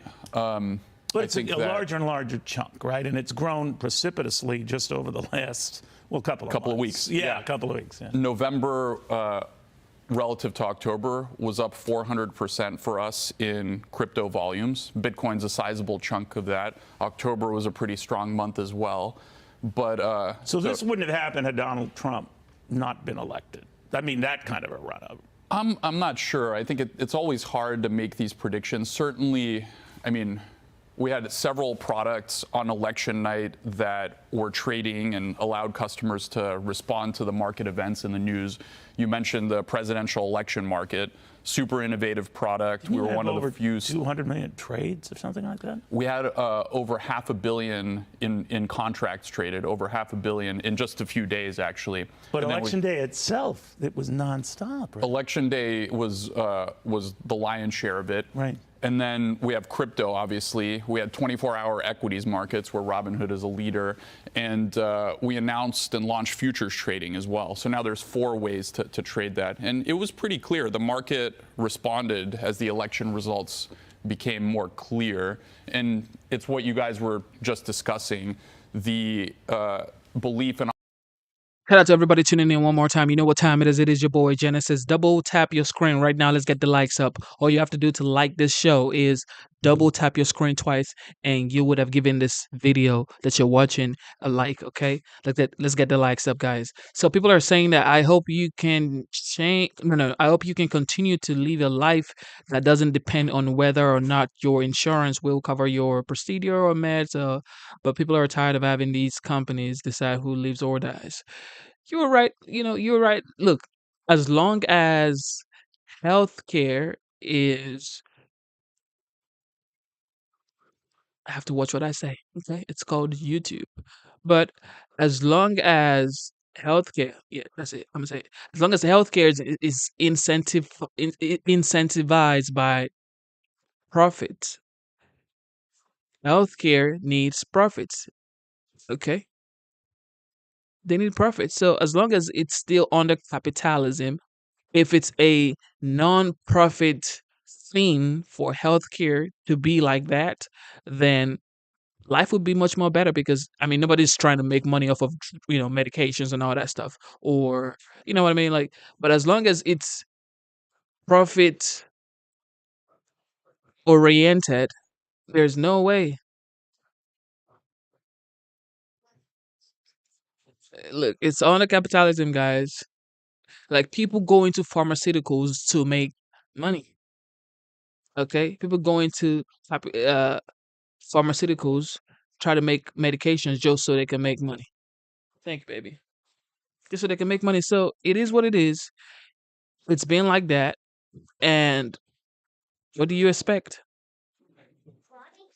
Optimism in the end of the regulation by enforcement regime, which has just been terrible. It's been a carpet bombing of the entire crypto industry in the U.S., which should support innovation. This is very We're clearly going to have a much more accommodative administration, not to let it go and do whatever it wants, but certainly lighter on the regulation touch, certainly this administration. I am curious, though, what is combined to bring us to this $100,000 plus coin level? I understand the Trump pump. You might have come up with that phrase. I certainly understand even Jerome Powell's remarks yesterday, I think, when he compared it to gold. There was a lot of events simultaneously. The new SEC guy coming in, very accommodative, very supportive of this. But what made this click just now?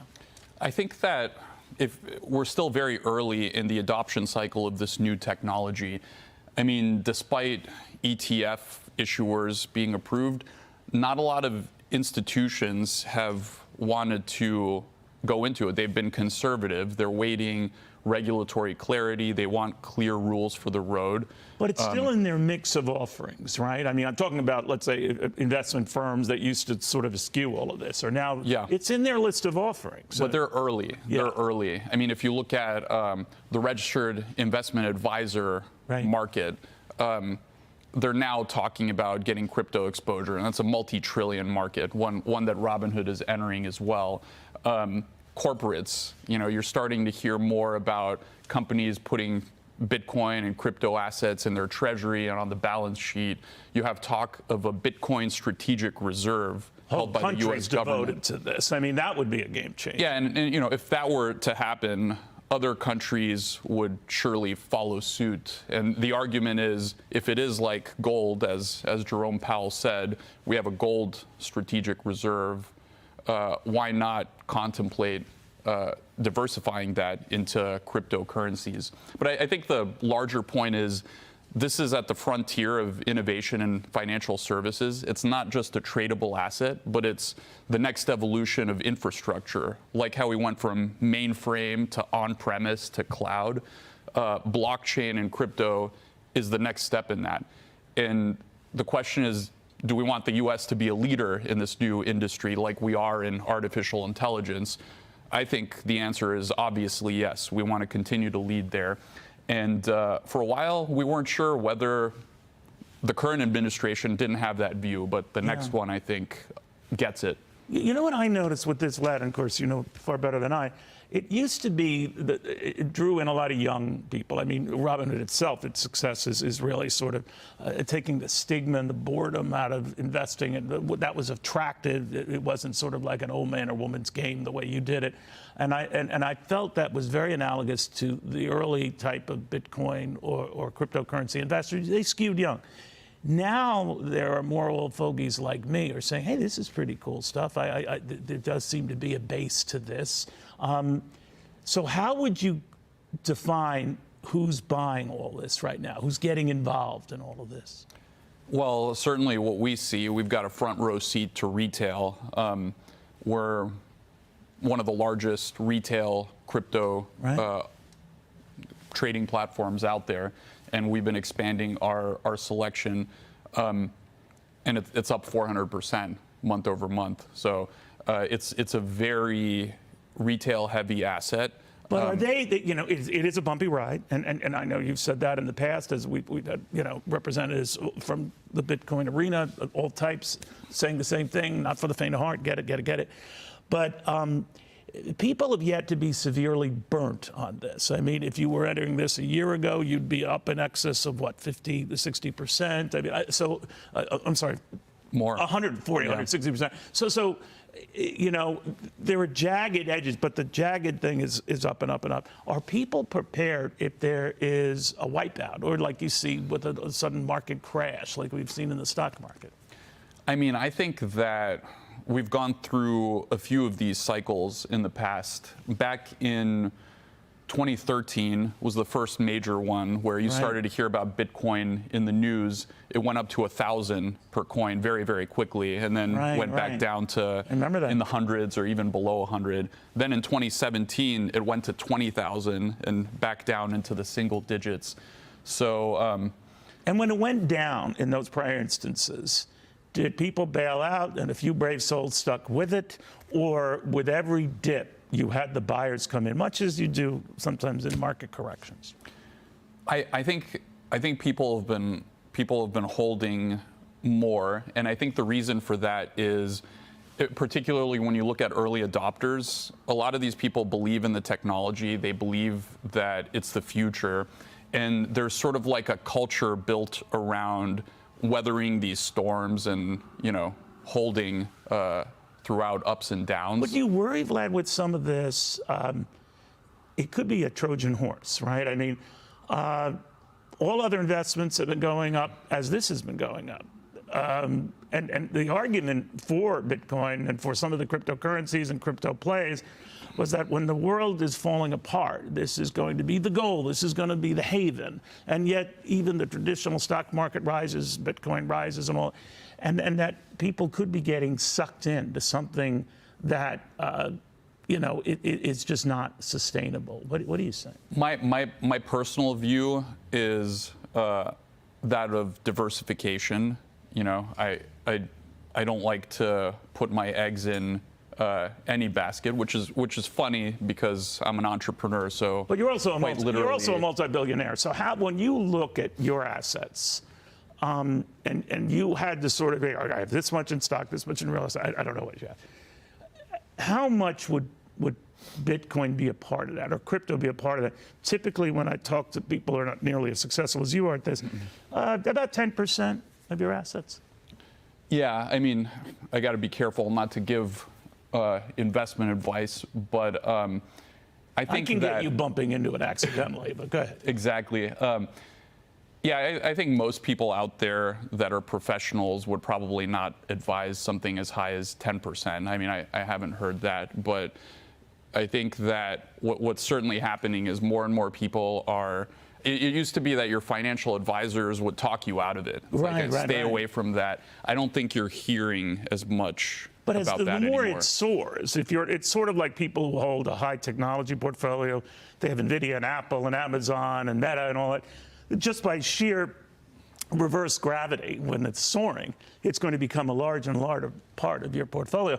Bitcoin's the same. I mean, there might be some who say you've got to diversify, you've got to sell off a little Bitcoin, you've got to sell off some of the NVIDIAs, you've got to sell off. I don't know how you feel about that, but that's what happens when you have these stellar success stories. I mean, I think there's two ways of looking at crypto. One is as a tradable asset like equities, options, and futures. The other, which I think is more interesting, is as a technology layer. And one of the things that we're very excited about, I think the path to this is paved more clearly now with the new administration, is if you look at all of these legacy systems, you've got clearing houses, transfer agents, payment processors, all of that's replaced by software. The costs of us operating our crypto business are 10 times lower than the traditional financial business. Is that right? Both are at scale, so we actually have a unique vantage point to see this. So you much prefer the caller saying, I want to deal in crypto, than someone who says, I want to buy Apple?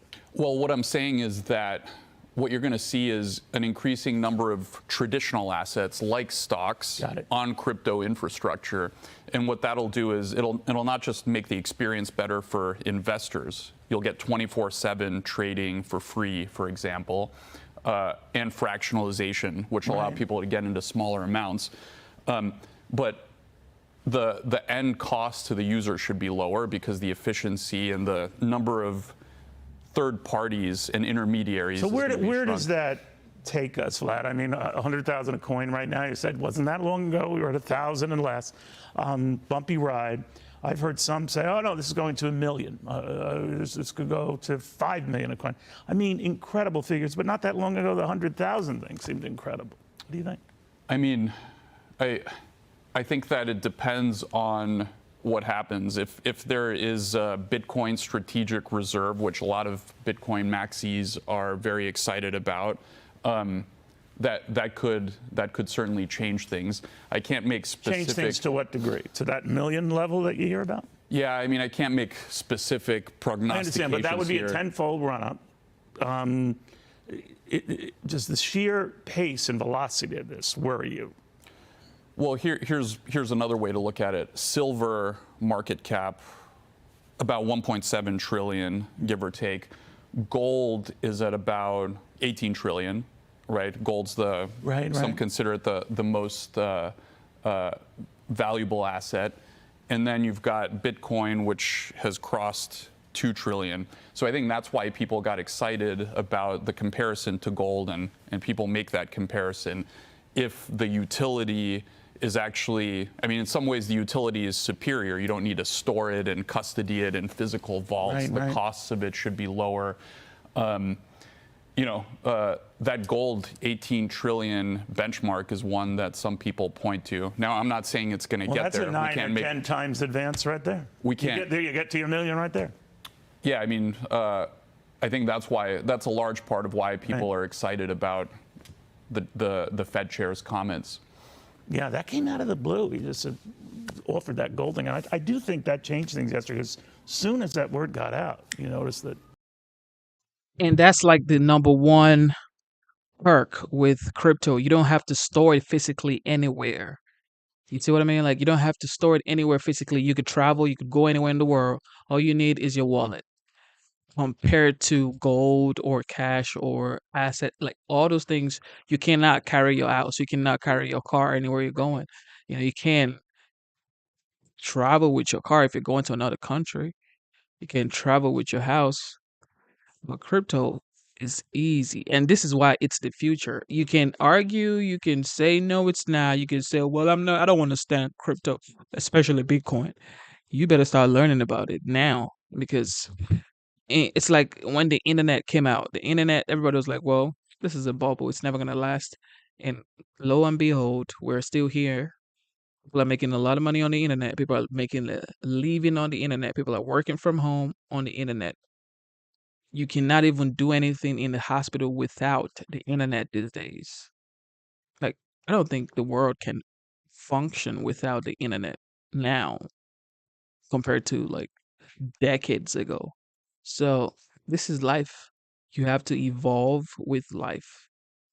Things are going to happen, evolve. If you don't evolve, you're just going to be left behind. Evolve. You've heard the saying, evolve or die. If you don't evolve, then I don't know what you're doing. So nobody knows any of this stuff. You just have to learn. Take your time. It's going to be painful, but you're going to have to learn. You're just gonna have to learn. This is the new currency. This is what is going on. It's gonna be hard to adapt to this new way of living, but you're gonna have to learn. And of course, this is not like an investment advice, okay? This is just normal conversation we're having. It was starting to run up. Well, it's like they're taking it more seriously. For a while, it was being ignored. It was kind of The criticized and ridiculed. establishment now is endorsing this. Yeah, and there's a big trend of people making their own decisions about their investments and where they want to deploy their capital. And I think the American people have quite clearly said that they want to have safe access to these new products, and they want America to be a leader in this new growth industry. So I think there's a case for some optimism. I'm glad that the country is going in the right direction here. Well, gone are the days of trying to kill it in the crib, right? How many people tried to kill in the crib? They didn't succeed. Shout out to everybody tuning in one more time. Kokabura Whisperer says, how is it a currency? No one pays for things in Bitcoin.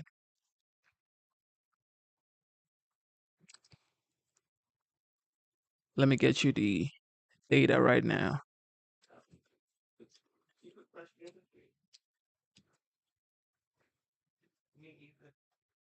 So in El Salvador, Bitcoin has now been accepted towards digital payment in El Salvador. Now let me go to the United States.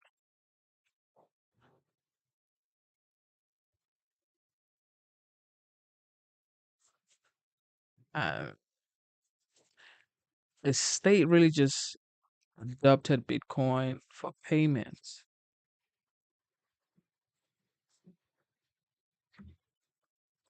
What state just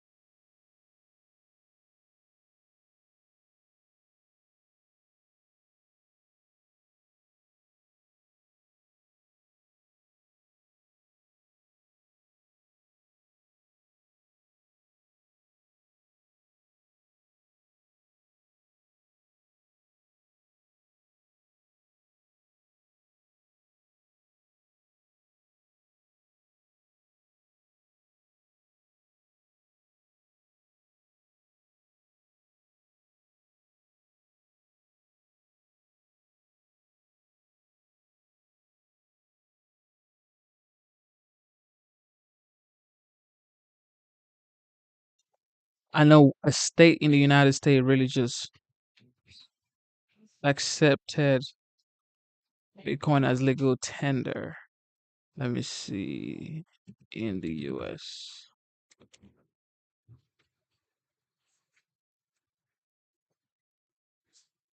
I think it's Idaho. I don't know for sure. I just want to get you the right information.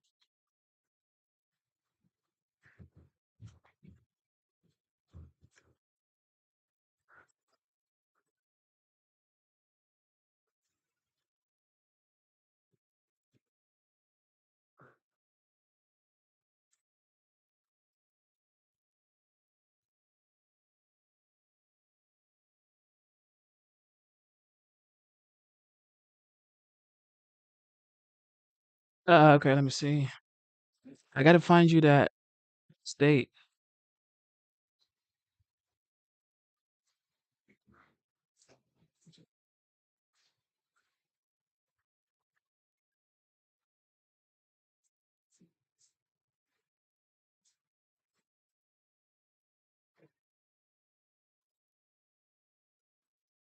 Anyway, one thing you gotta understand is the US government is now storing cryptocurrency. So if the United States government is storing cryptocurrency, then you better know it's about time that you start learning about it.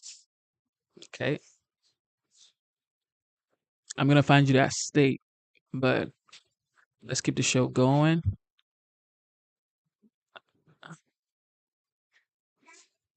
Of course, Elon Musk and Vivek Ramaswamy, they visited Capitol Hill today to talk about the Department of Government Efficiency.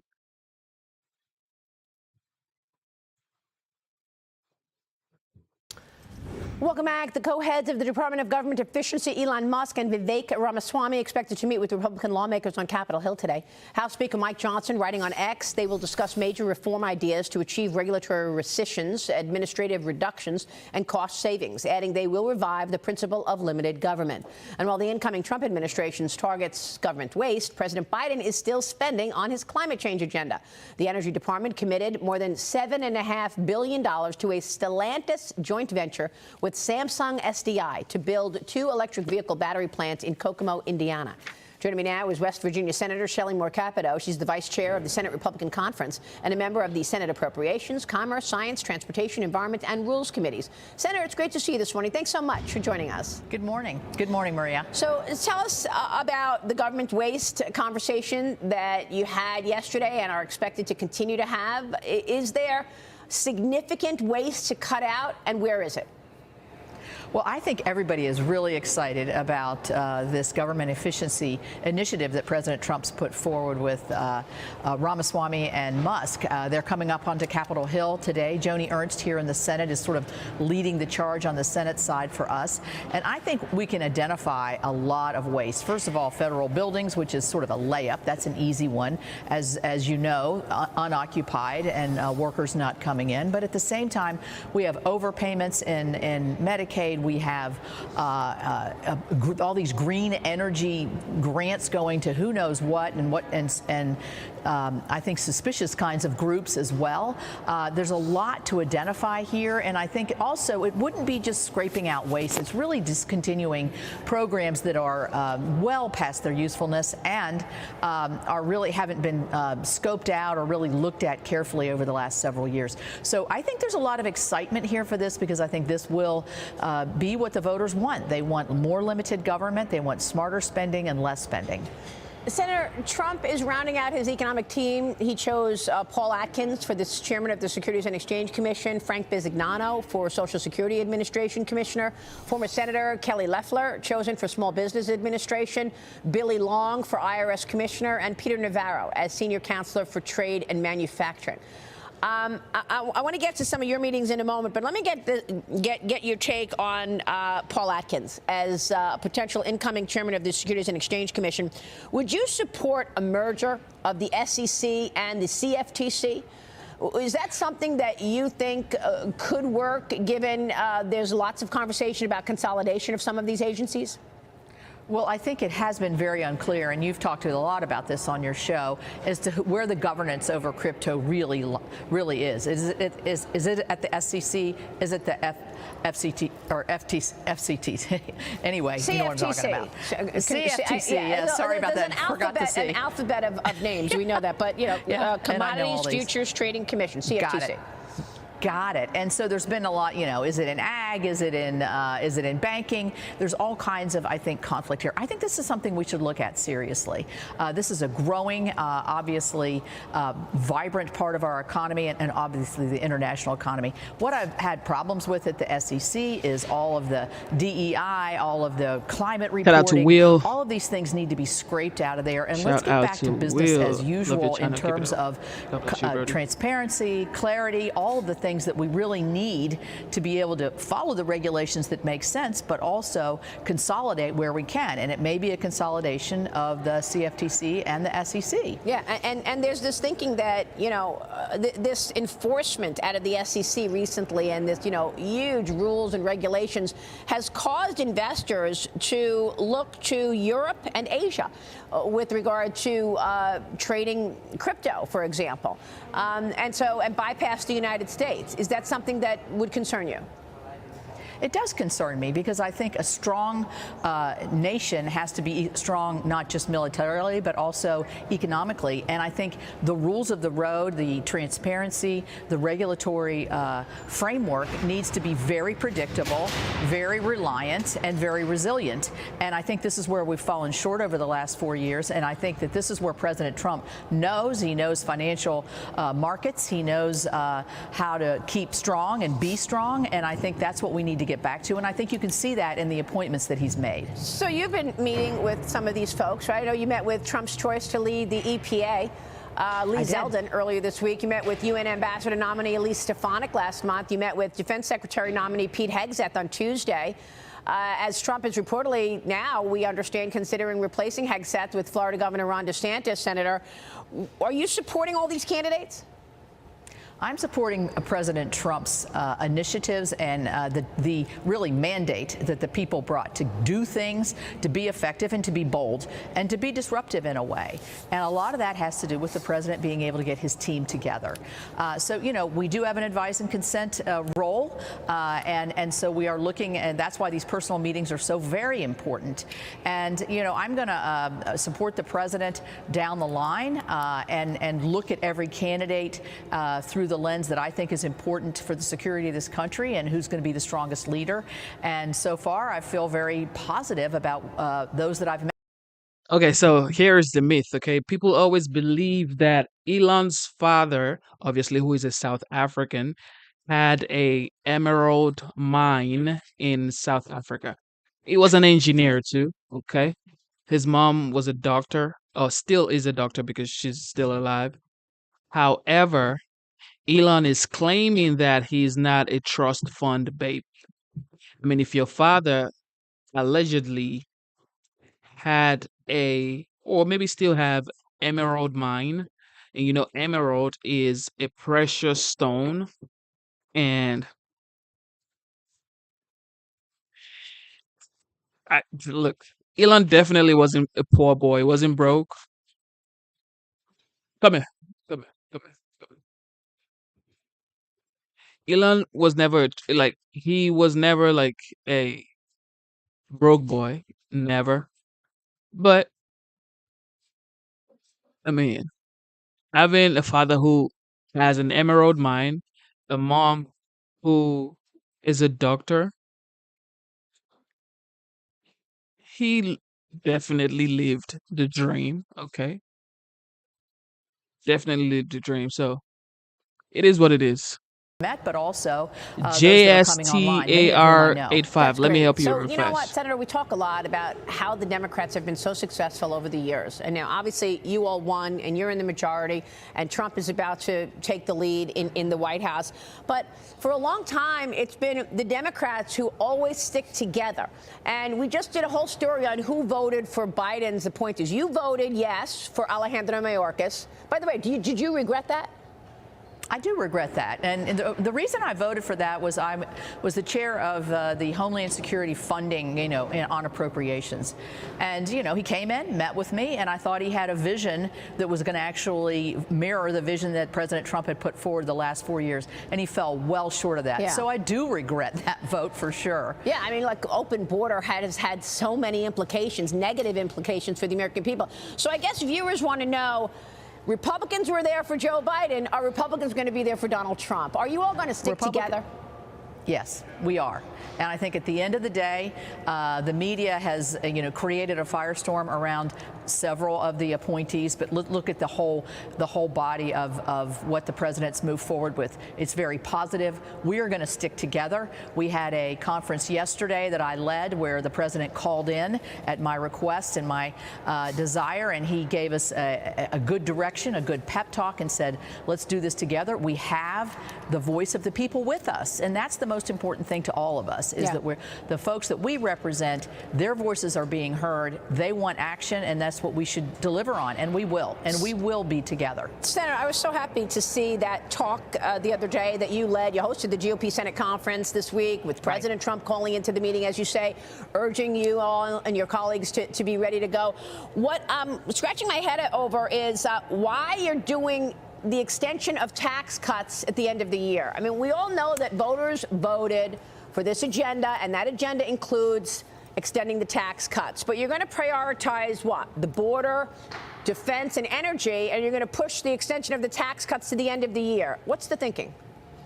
Well, first of all, nothing's been fully decided here. So I think we're looking at different strategies. The strategy, I think, behind a two-step process would be we've got to get a short-term win here. We've got to prove to the American people, yes, we're going to clamp down on the border. Yes, we're going to build the wall. We're going to hire more people. We're going to deport. We're going to do all the things, give the president the funding that he needs to do these things.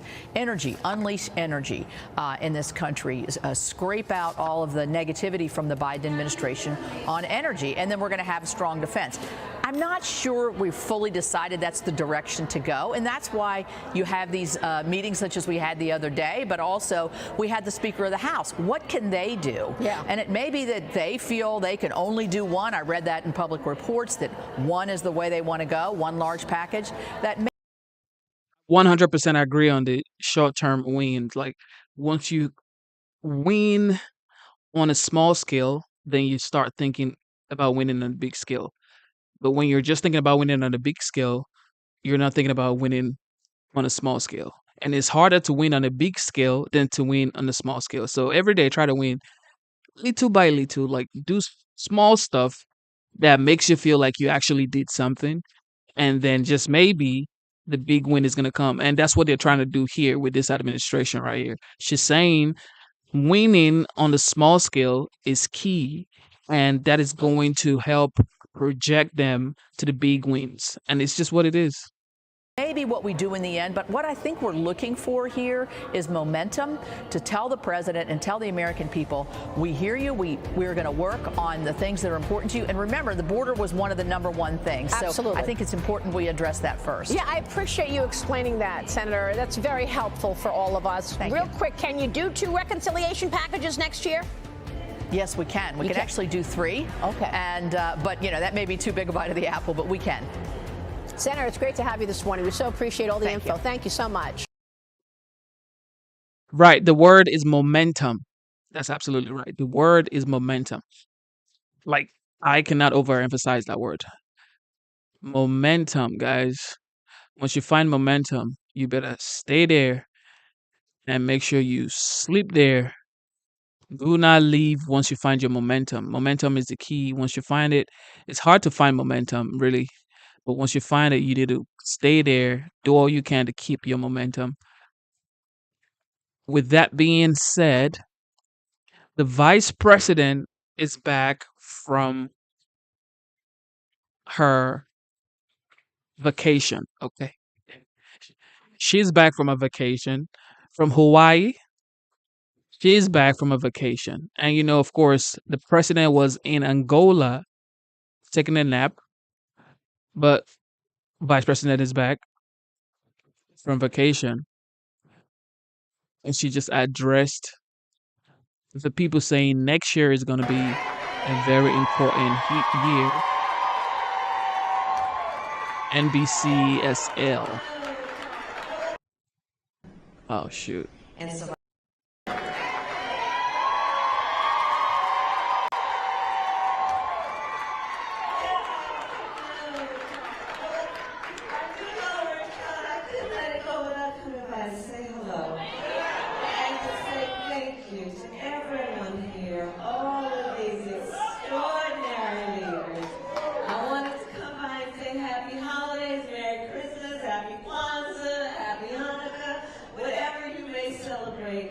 but most important, let's make sure we celebrate each other. Bro, you can never make this up. You can never make this up. But here's what I want to say. Okay, here we go. The season for us to be thankful, to celebrate our blessings, and to reinvigorate ourselves about the blessings we have yet to create for each other and the people we represent. And you all are the leaders on the ground who are doing the work that is about lifting people up. Y'all have heard me say so many times, I do believe the true measure of the strength of a leader is not based on who you beat down, it is based on who you lift up. And that is the work that each of you does every day. Your work benefits people that for the most part may never know your name or mine. Yours is the work that is a response to a calling to serve, a calling to sacrifice, to work long hours, to work long days, to meet the needs of the people. Yours is the work that is Thomas, I promise you this is real, guys. that our This is absolutely real. that asks of each of us to believe in the promise of America. Said no way. I promise you it's real. Everything we can to help our nation realize that promise. On behalf of everyone, no matter who they are, where they live, what they look like. And so I wanted to stop by to say thank you for all the support you have given me, but most importantly, for your willingness to answer the call to serve in the way you do. It's going to be an important year next year. And I know that's part of what the conference has been about, to think about how we are going to use the limited resources we have to serve the greatest number of people and to lift folks up. And so I am here also to thank you in advance for that pledge that you have made and continue to make. Our work is so important. And as we reflect on this past year, let us remember we had impact in every way. And we have taken on the work of building community and coalition.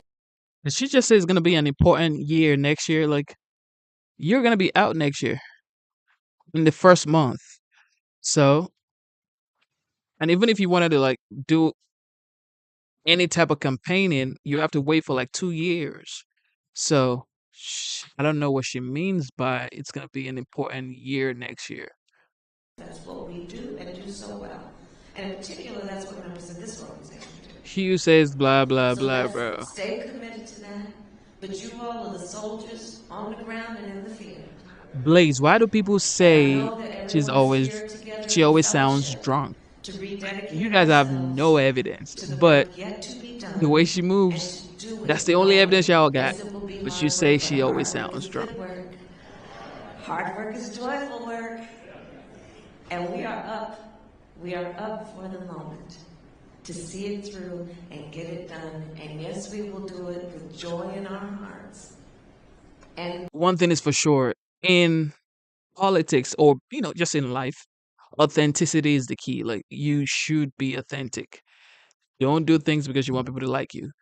And she's obviously doing this that's why she never saw the light of day. Okay? That's why she never saw the light of day. Be authentic. If they're going to like you, they're going to like you. If they're not going to like you, they're never going to like you. And this is the thing, like, no matter what you do anyway, people are going to criticize you. You do bad, they're going to say you do bad. You do good, they're never going to still like you. So just be authentic, do your best. And that's what happened to her right here. She wasn't authentic, and the American people spoke. It's just what it is. with our commitment to the fight that is about lifting up all people, recognizing everyone's right to opportunity, to dignity, to freedom. And so I wanted to just stop by to say thank you for all of that, and please enjoy the holidays. Take care. Thank you, ma'am.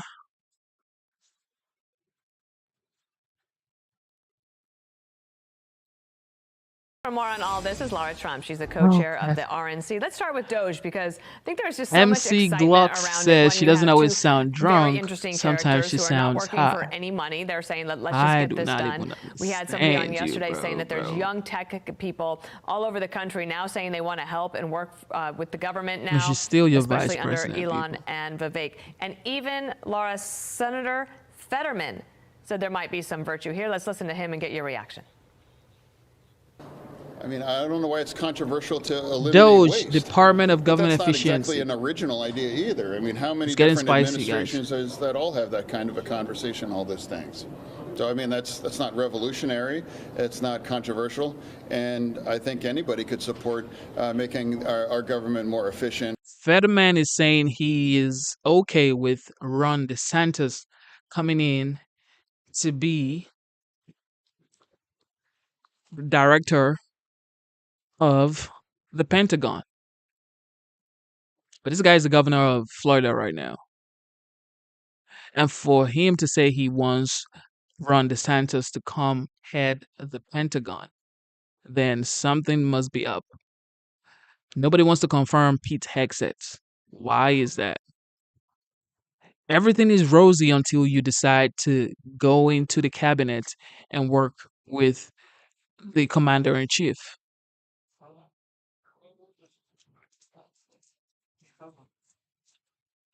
And saving whatever money that we can. And I think this excitement comes, Laura, from people believing that actually this time it could work. Yeah, you're exactly right, Dana. Great to be with you guys. And listen, you got to think back for a second to Donald Trump in his first term in office. He did something like moving the American embassy, by the way, to Jerusalem, which so many presidents before him said they wanted to do. Donald Trump got it done. A peace agreement in the Middle East. Donald Trump got it done. If there is anyone who could take a situation like reducing our federal government, paring it back, and actually doing the right thing here, I believe it's Donald Trump. And I do think people are so excited about this. Look, over the past several years, our country has watched as our money has. Shout out to Keith. Keith Bridge says, you look stoned. Somebody else says, Amanda says, you're right, Keith. He looks high AF. Bro, I need sleep. That's what I need. I wish, but I gave up in March. So, yeah, that is my story. Gone overseas to fight wars that, you know, we don't even involve ourselves in and don't want to be involved in. Watched as we've spent, I think, Elon himself said the other day, $150 billion a year on illegal immigrants who have come here to this country.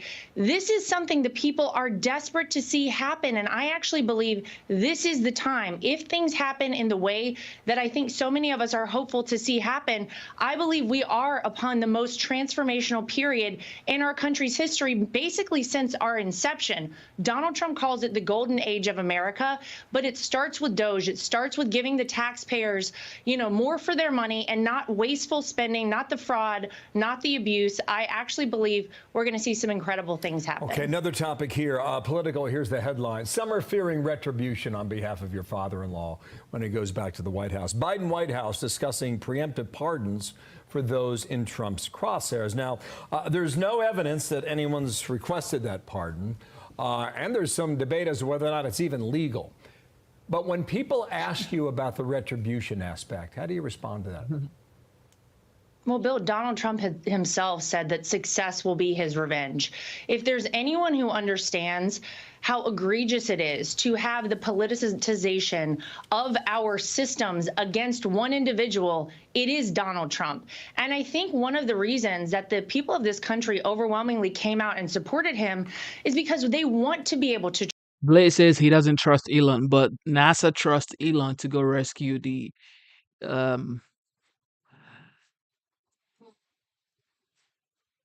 people in space. The astronauts that are stuck in space, NASA trusts Elon to go get them. So it's like he is an asset to the United States. Actually, to Earth. The Earth needs Elon Musk. It is just the truth. You can argue back and forth, but Earth basically needs him right now. Trust these fundamental institutions like our Department of Justice again. He does not plan on retribution. He plans on restoring trust and faith of the American people into so many of these foundational elements of our country. And so I would say, look, if anyone has done anything wrong, then maybe they should be worried, not because of Donald Trump, because maybe they've broken the law, but you know, when it comes to Donald Trump, I think people are actually going to be very surprised to see how he operates, because there has been so much fear mongering. There's been so many scare tactics when it comes to Donald Trump. We remember how he was the first term in office. He didn't start World War III. He was actually the first president in 82 years not to start a new war, not to get America into a new war. And much in the same way, I think people are going to see very quickly that this is a man who really just wants to go in there and take charge of this country as the American people mandated. You know, secure our border, bring down inflation, get us out of wars, and do the right things for America. He has no intention on retribution or revenge. Laura, there was a really big case yesterday heard in front of the Supreme Court. The Biden administration pushed back against Tennessee, which has a law that banned the treatment of minors for sex reassignment surgery. And one of the justices that was put forward by Biden is Justice Brown Jackson. And she compared the Tennessee law banning gender transitions for minors to past laws banning interracial marriage. Listen. Some of these questions about sort of who decides and the concerns and legislative prerogatives, et cetera, sound very familiar to me. They sound in the same kinds of arguments that were made back in the day, 50s, 60s, with respect to racial classifications and inconsistencies. I'm thinking in particular about Loving, and I'm wondering whether you've thought about the parallels, because I see one, as to how this statute operates and how the anti-miscegenation statutes in Virginia operated. To that, or to the bigger point, Laura, how does the Trump team see this case? Well, I can tell you how I see it as a mom. Look, I have kids who are 5 and 7 years old, and I think what we're specifically talking about here are minors, are children. And when you look at some of the impact of, you know, some of these drugs that are being given to kids, some of the irreversible procedures performed upon them, it's very frightening for a lot of parents out there. I think that comparison is wildly outrageous, personally. But I can tell you that, you know, all Republicans typically want is to protect our kids. We should never be performing procedures or giving drugs to our children in the United States that are going to do them harm and going to do permanent damage to them.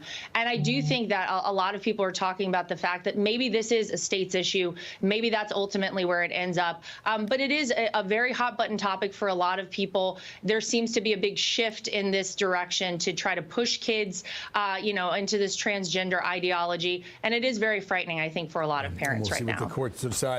Quickly here, Michael Whatley, you worked very close with him, successfully, I would argue, after the election.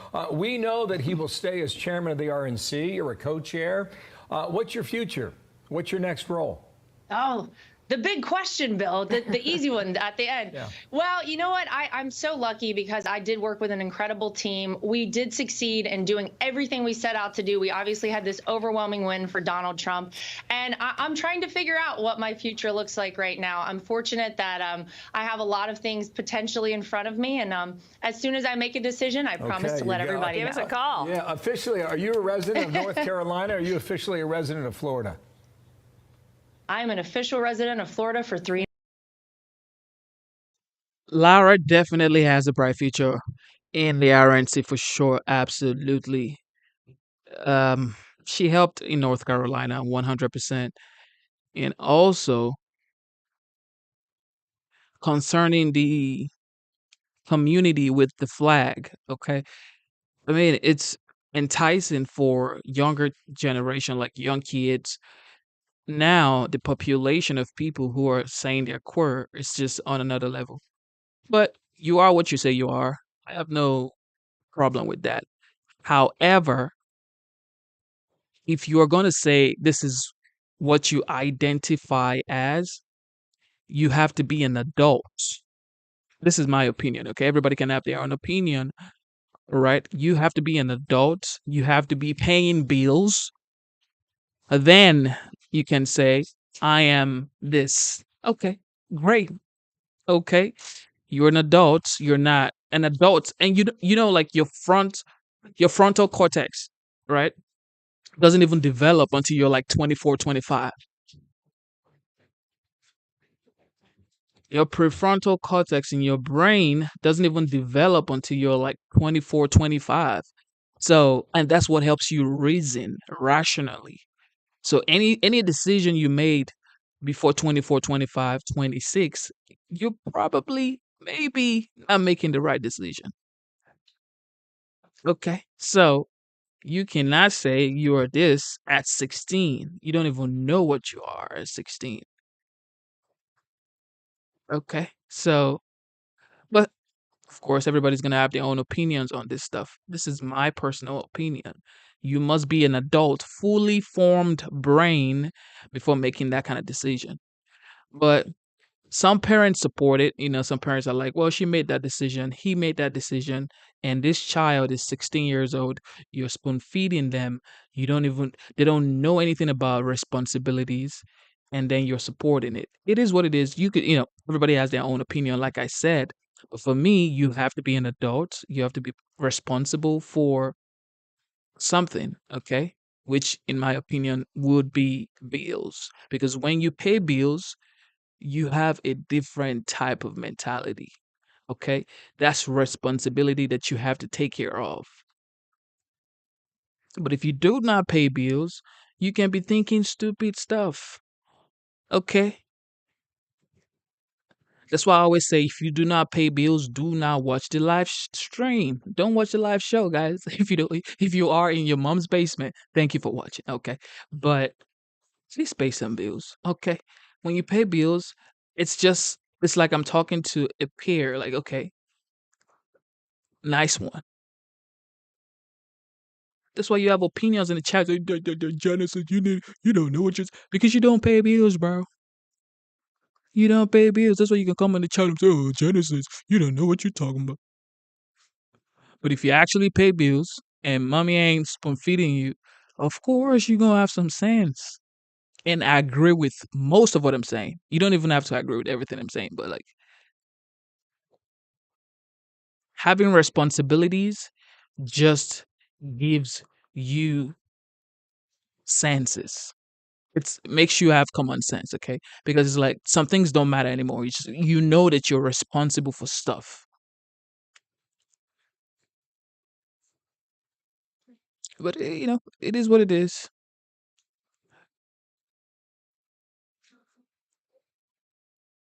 Actually, RC say Congressman, what you're kids, not children, seeing bro. is the sack of Absolutely the children. detail out of the picture's view.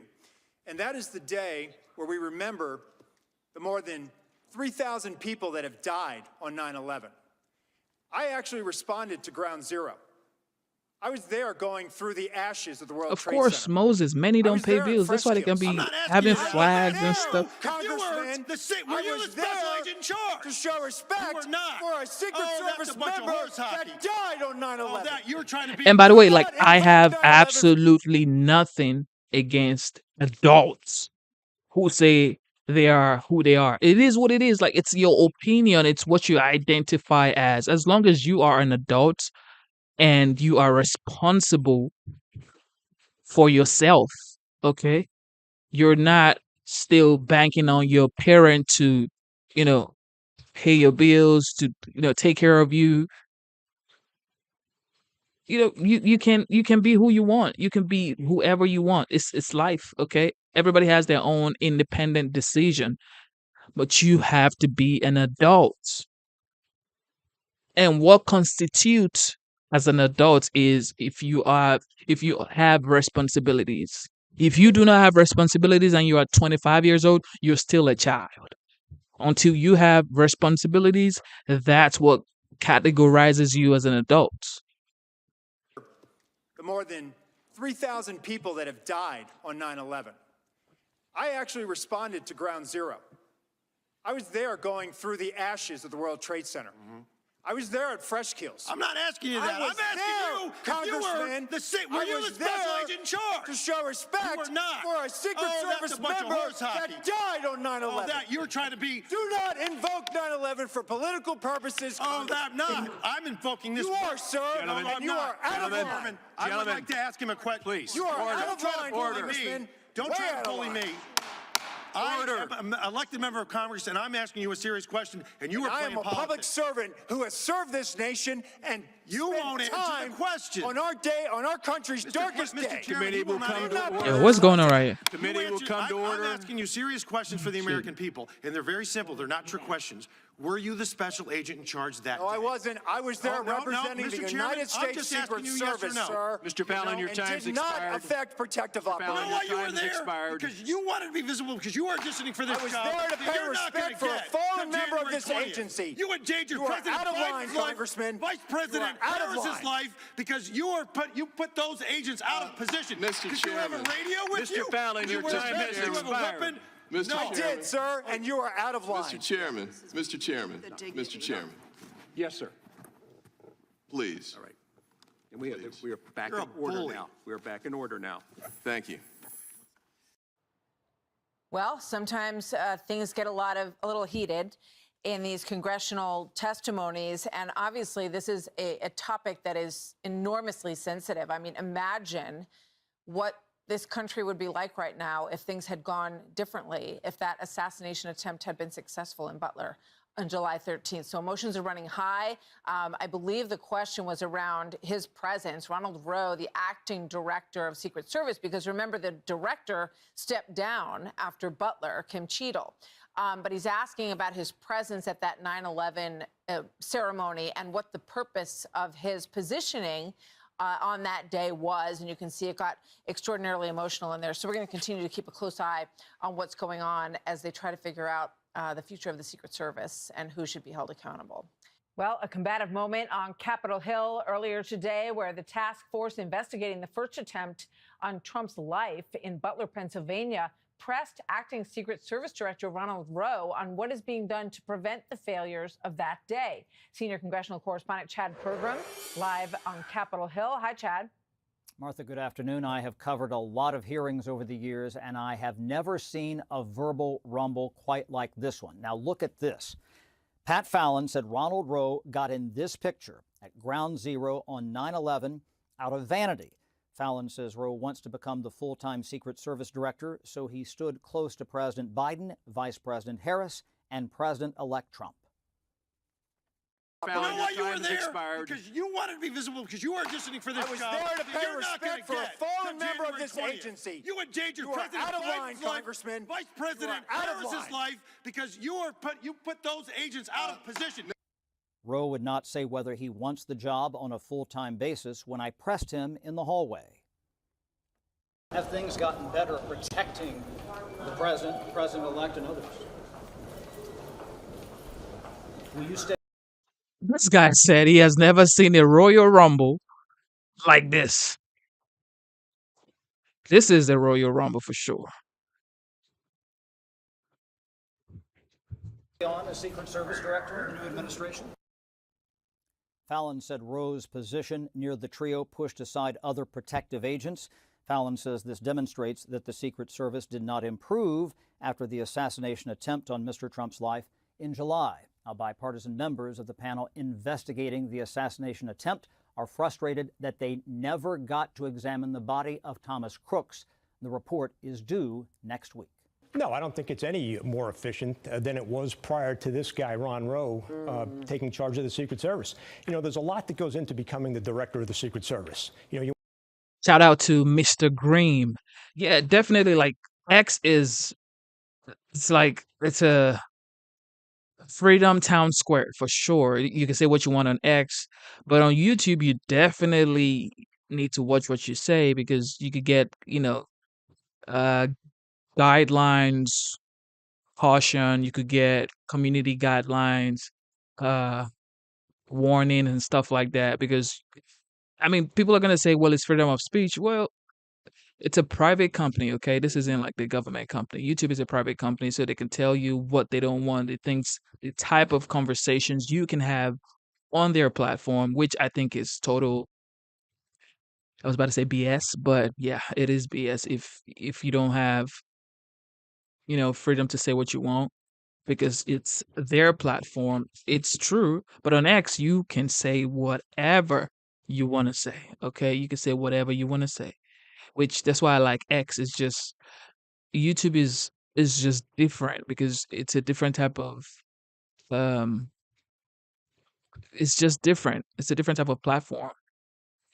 The way you share your content is different from the way you share your content on X, you know. So that's why people love YouTube, YouTube Live, the streaming platform. And YouTube Live just actually took off, okay? It started in 2011 and it just took off like probably like 2, 3, 4 years ago. Shout out to the youngins like iShowSpeed. Well, Isina doesn't stream on YouTube, it streams on Twitch. Okay, so streaming now is like it's this is the new norm. Streaming is the new norm. A lot of people are streaming, but it depends on what you're streaming. Okay, most people are streaming IRL in real life. Most people are streaming conversations. Most people are streaming their work. Most people are streaming political content, and even Twitch has their own community guidelines that you have to follow. Every platform has their own community guidelines that you have to follow. It's just X makes it much more conservative, as well as Rumble. So X and Rumble are like, for me, the top dogs when it comes to conservatives, conservative mind, and conservative conversations and stuff like that. You want to lead an agency that's got 7,000 employees, multi-billion-dollar budget. Blaze says, not the least of which is the. Shout out to Blaze. Blaze says, YouTube. Wait. Blaze says YouTube censorship is out of control. Brandon says, yeah, YouTube looks bad compared to X. Yeah. Compared to X, YouTube is like, if you're talking about freedom of speech, then YouTube is probably gonna be capital BS. Okay, but I mean, we are on YouTube right now. Okay, we are on YouTube right now. Okay, so shout out to YouTube. Shout out to YouTube. That's all I'm gonna say because y'all trashing YouTube right now. The ability to maintain your composure, to answer questions that you should be able to answer without any problem. And to add to that, this guy has yet to take any responsibility for any of the shortcomings that led to the shooting in Butler, as well as the incident on that golf course following the shooting in Butler, right? All these things he's talking about, we're going to do this and change that and turn this on, hey, if you had just left things alone and left them the way that they were and got back to the basics that made the Secret Service great, you wouldn't have had these issues. But this is the guy that was purely responsible for cutting back, which led to President Trump getting shot in Butler. Richard, when I hear what he just said there, what I'm trying to do is put the Secret Service back on the Secret Service. At which point did you realize that the Secret Service was not the Secret Service and wasn't able to protect the president? Well, you just look at some of the sites that President Trump has gone to, and you ask yourself, hey, these are the most heavily photographed sites that have been going on, for a year. Yet, where are all the Secret Service agents? Yeah. You can clearly see there's something missing just by watching these events, and you don't even have to attend them. Anyone can see that security just wasn't where it should have been. Yeah, this is more from that hearing today. One of the lawmakers, Rep. Green, in the room criticizing the culture at the Secret Service. Listen. That's what I'm talking about. Elite culture where everybody comes to work every friggin' day saying, I will do everything I can to make sure I don't fail. And I'll tell you, going to war, I didn't give a if I died. What I didn't want to do was fail. But your guys showed up that day and didn't give a There was apathy and complacency, period. But just to talk about censorship and all that stuff, independent media is the way to go right now. People don't really listen to, Fox News, CNN, MSNBC, CBS, ABC, all of those people. People like to listen to reactions of those platforms. And that's why independent creators are like blowing up right now because CNN can say something, okay, but how do you fact check them, okay? So you have to compare and contrast. You listen to Fox, you listen to CNN, you listen to MSNBC, Joy Reid to be precise, okay? You listen to The View, Whoopi Goldberg. You listen to all those people, and then you make your own decision. You do your own due diligence, and then you realize this person is total BS. Okay, this person might be close to the truth. So I mean, at the end of the day, it's called news media. Okay, they use it to keep, to get your attention. They use the thumbnails. They use the captions to get your attention, and this is why they exist, to find a newsworthy conversation for the people, so they can keep you engaged. Okay, it's just what it is, and that's why independent guys like Joe Rogan is like, this is why he's like the king of media right now. He's the king of podcasts. Is the king of media, and he interviewed the 47th president elect, and people are saying it's because of him. That's why Trump became the president, but it's because people are now listening to podcasts, short forms. Nobody wants to sit down in front of CNN and watch total, BS. Like Trump would say, fake news. Most people are calling them fake news now. And a lot of people still call Fox fake news too. So it's not just CNN, it's like almost all media. And I'm going to say one thing again, shout out to YouTube, okay? Shout out to YouTube. That's all I'm going to say.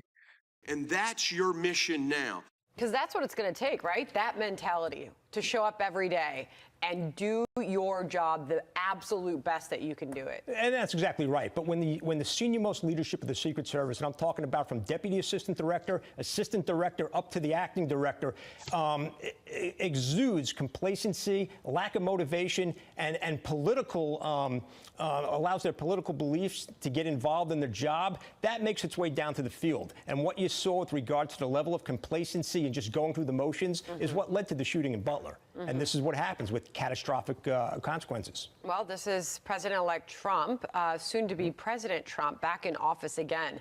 They are going to have a huge task before them. He travels a lot, right? Yep. I mean, he's out there a lot. Yep. Where are you with your confidence that they will be able to safely secure the president? Oh, I'm not highly confident at all. The Secret Service that you see out there today is not the Secret Service of yesteryear. Wow. Somewhere along the line, they've completely dropped the ball. That testimony that you saw today was purely a smokescreen to cover up the shortcomings of a politically compromised agency. It should never have gotten to that point. This whole talk about all these drones and these UAVs, hey, that's all great. But you need to get back to the basics. What made the Secret Service great was its ability to put human intelligence, manpower on the streets, and effectively secured environment to make it safe for the President of the United States. I don't see that here. As a matter of fact, I don't think I'd be alone in saying that I certainly can see something happening between now and Inauguration Day, and it's not going to be some 20-year-old kid on the roof of a building that's allowed to get within 100 yards. It's going to be something of a much bigger magnitude, and I don't think the Secret Service is anywhere near equipped to handle that situation. It's a big prediction from you. Tim Crow, kind enough to join us, a Colorado Democrat, on what he makes of all of this. Where do you think this is going, Congressman? Neil, it's good to be with you. First of all, today was our final hearing that culminated 5 months of bipartisan work. We have completed an investigation. It is thorough. It is comprehensive. In the coming days, we're going to... Oh, no. Oh, no. That better not happen, because if that happens, that's going to send everybody into a frenzy. We do not want that. So please don't let that happen. Release our report that is the definitive story of the security failures and what happened in Butler, Pennsylvania, and our recommendations for how to fix it. Right? We're not just here to complain about what happened, but to have very, very specific recommendations for reform, both short-term and long-term, to give Americans the confidence that this will never happen again. Yo, do you have confidence in the Secret RC, you are Service the now, funniest. Well, my job is not to have confidence in the Secret Service. This was And in very fact, shocking my job right is not here. to have confidence in any government agency. My job What? as a member of Congress Why are they all is to falling do down? oversight, to ask tough questions, to make sure that taxpayer What dollars is are going being on, effectively people? used, to make sure the mission of government to serve the American people actually is carried out. So, no, I never take anything at face value. I never take anyone at their word here, because that's not my job. That's not what my constituents expect me to do. So I'm going to continue to ask the tough questions, and there's going to be some time to implement these recommendations. Some of them are long-term training focused, some of them are structural, some of them are the way in which the agency operates, and those are things that don't change overnight. Yeah, and We've come a long way since July 13. It's been a long ride, actually, but we're here now, aren't we? I know, and you're far more aware of this than I'll ever be, but I do know that communication got to be a big issue, and that even some of the recommendations they get that make sure if it's local police or local officials or you're working coordination with the FBI and then Secret Service, that everyone is on the same at least communication page, able to reach each other, walkie-talkies, whatever it is. What do you make of that and how that could prevent or at least limit incidents like this? Yeah, you're spot on, Neil. That actually was my focus of this investigation, was looking at communications and command and control. You know, my time as an Army Ranger overseas, I did 3 combat tours in Iraq and Afghanistan with Special Operation Task Forces.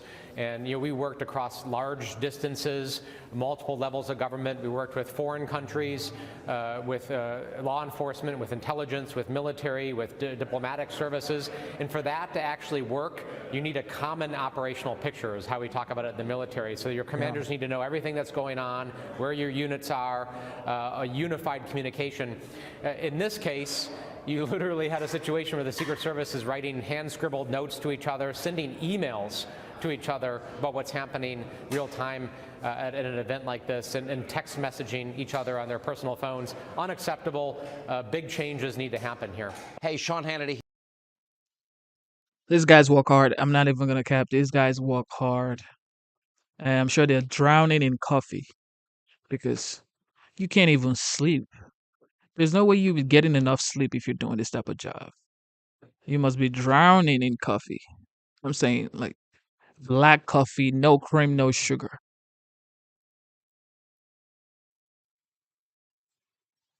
And Omar Jimenez is out front live in New York City. He is in front of a hotel where Brian Thompson was shot and killed, the Hilton there in Midtown Manhattan. And Omar, what is the latest that you are learning tonight? Well, for starters, this is the second day where we don't know where this suspect is. We don't know who this suspect is at this point. And some of the latest video that we're seeing, some of it you just alluded to there, shows the shooter, the latest in the day that we see this shooter after the shooting, which is only about 15 minutes or so after the shooting, seen on the Upper West Side here. But for perspective, that's about 30 blocks from where I'm standing. And with a route that could take you through Central Park, which of course, as we know, is where law enforcement searched, and of course, where he is seen on camera exiting. All of this as the New York Police Department is putting out new images tied to this investigation that they believe the public can help with. New images tonight of what the NYPD is calling a person of interest wanted for questioning. Sources say these photos showing this person unmasked and smiling come from an Upper Manhattan hostel where investigators believe the shooter may have stayed before the Wednesday morning murder of United Healthcare CEO Brian Thompson. Another clue as Tyler, you can ask me a try question, to yes? piece together the shooter's Ask your identity. question, Tyler. Pieces to the puzzle, they are still coming together. So we're on the right path, and we believe we're going to apprehend this person. Police conducted a search at the hostel, and one law enforcement official tells CNN the shooter stayed in a room with 2 other men. Investigators continuing to ask the public for help and offering a reward for information of up to $10,000, and they continue tracing the movements of the gunman before and after the targeted killing. What we do know is an extremely well-organized, highly planned, sophisticated attack from everything we've seen so far. On the day of the shooting, surveillance video appears to show the suspected gunman exiting the 57th Street subway around 6:15 a.m. Minutes later, pictures show him at a Starbucks, where sources tell CNN he bought water and 2 power bars, just 2 I don't want to blocks butcher your from the shooting name. site. Glenga Miller. You are absolutely right. It looks like a girl. I was about to say that, but they're saying it's a gunman. That person looks like a woman. Then, at 6:29 a.m., surveillance video from a nearby garage shows the suspected shooter walking down the street while on the phone, just minutes before he carries out the killing of Thompson at 6:47. The gunman then makes a quick getaway, and this new video appears to show a person dressed in a similar way just 10 minutes later on an e-bike 25 blocks north of where the murder happened. Investigators also found a phone and a water bottle near the scene of the shooting. A law enforcement official tells CNN a fingerprint was also lifted from the bottle, but it was smudged. Also still unknown, the motive, but there are potential clues. Sources say a shell casing and live round found at the crime scene were etched with the words delay and depose, a possible reference to the phrase delay, deny, defend, which is the way some lawyers have described the tactics insurers use to avoid paying claims. That would, of course, point in the direction that this person was somehow, was certainly personally invested in this murder. One thing we got to understand is this guy was the CEO of United Health.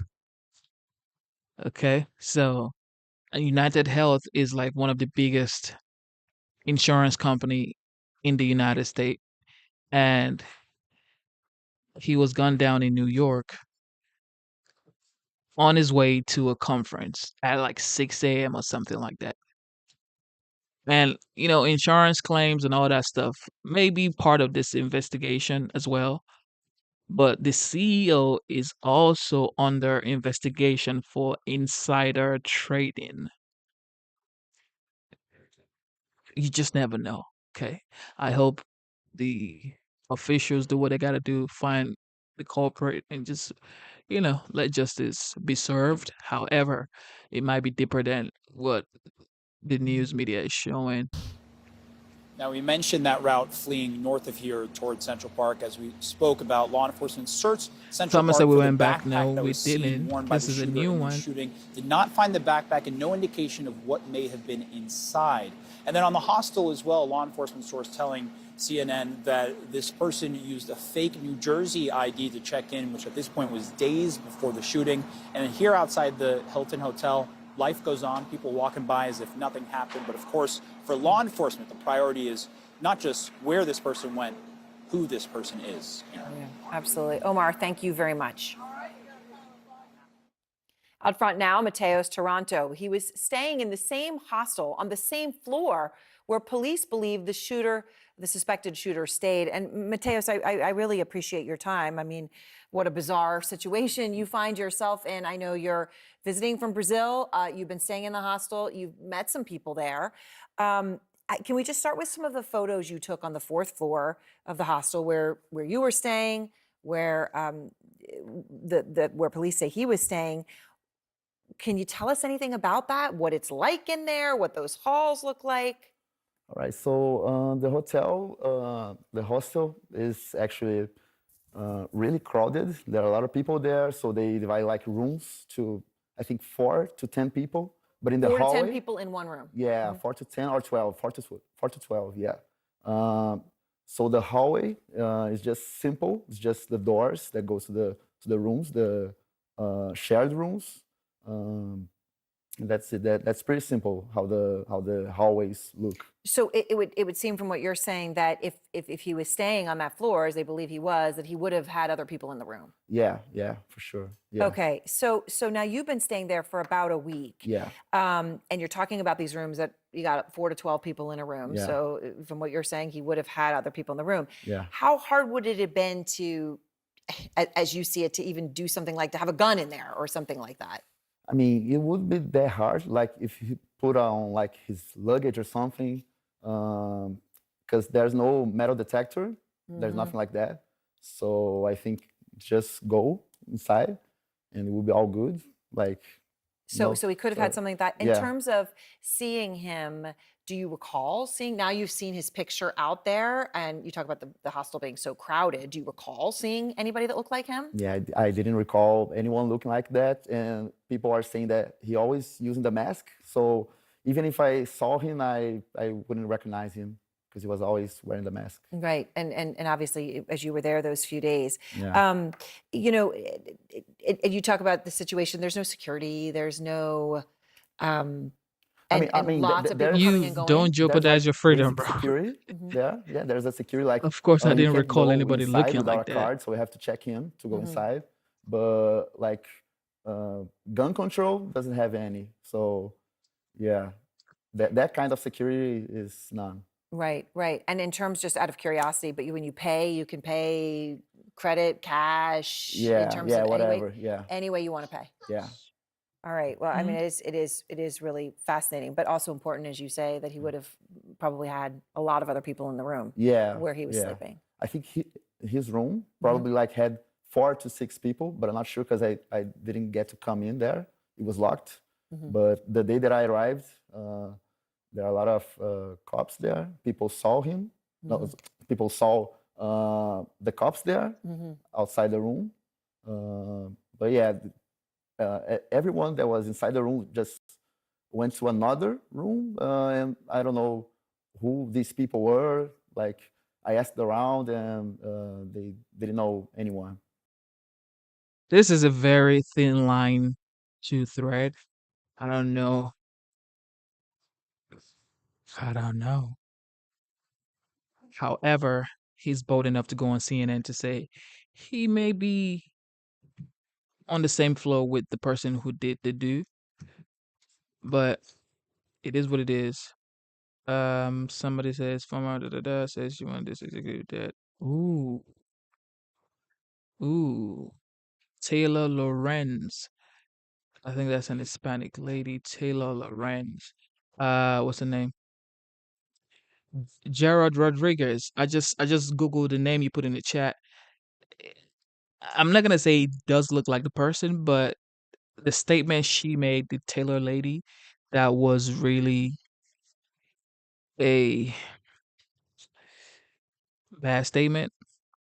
But freedom of speech anyway, so you can say what you want to say. But that was really a wild statement to make concerning the CEOs of these insurance companies. But with that being said, you guys are the best. Thank you for tuning into the live stream. You know what time it is. It is your boy Genesis. I have to dip. We will be back for sure. And yes.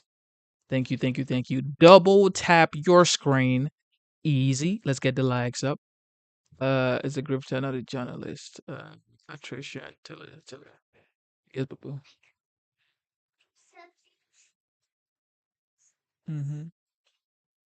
All right. Instead of looking for perfection, seek for consistency. Never give up on yourself. Never give up on your dreams. Never give up on God. Believe in yourself. Believe in your dreams. Believe in God. You know what time it is. I will be back here. You guys have a wonderful night. It is currently 8:42 p.m. Today's date is the 5th of December, 2024. Yes, y'all. I hope you have a wonderful night. Or I hope you had a wonderful day today. And yes, man. I got a dip. All right. God bless you guys. And stay blessed. Stay jiggy. Keep the vibes going. And stay positive, guys. All right. Attrition, God bless you. Yes. I'm about to do it too. And God bless you guys, okay? Thank you for tuning in.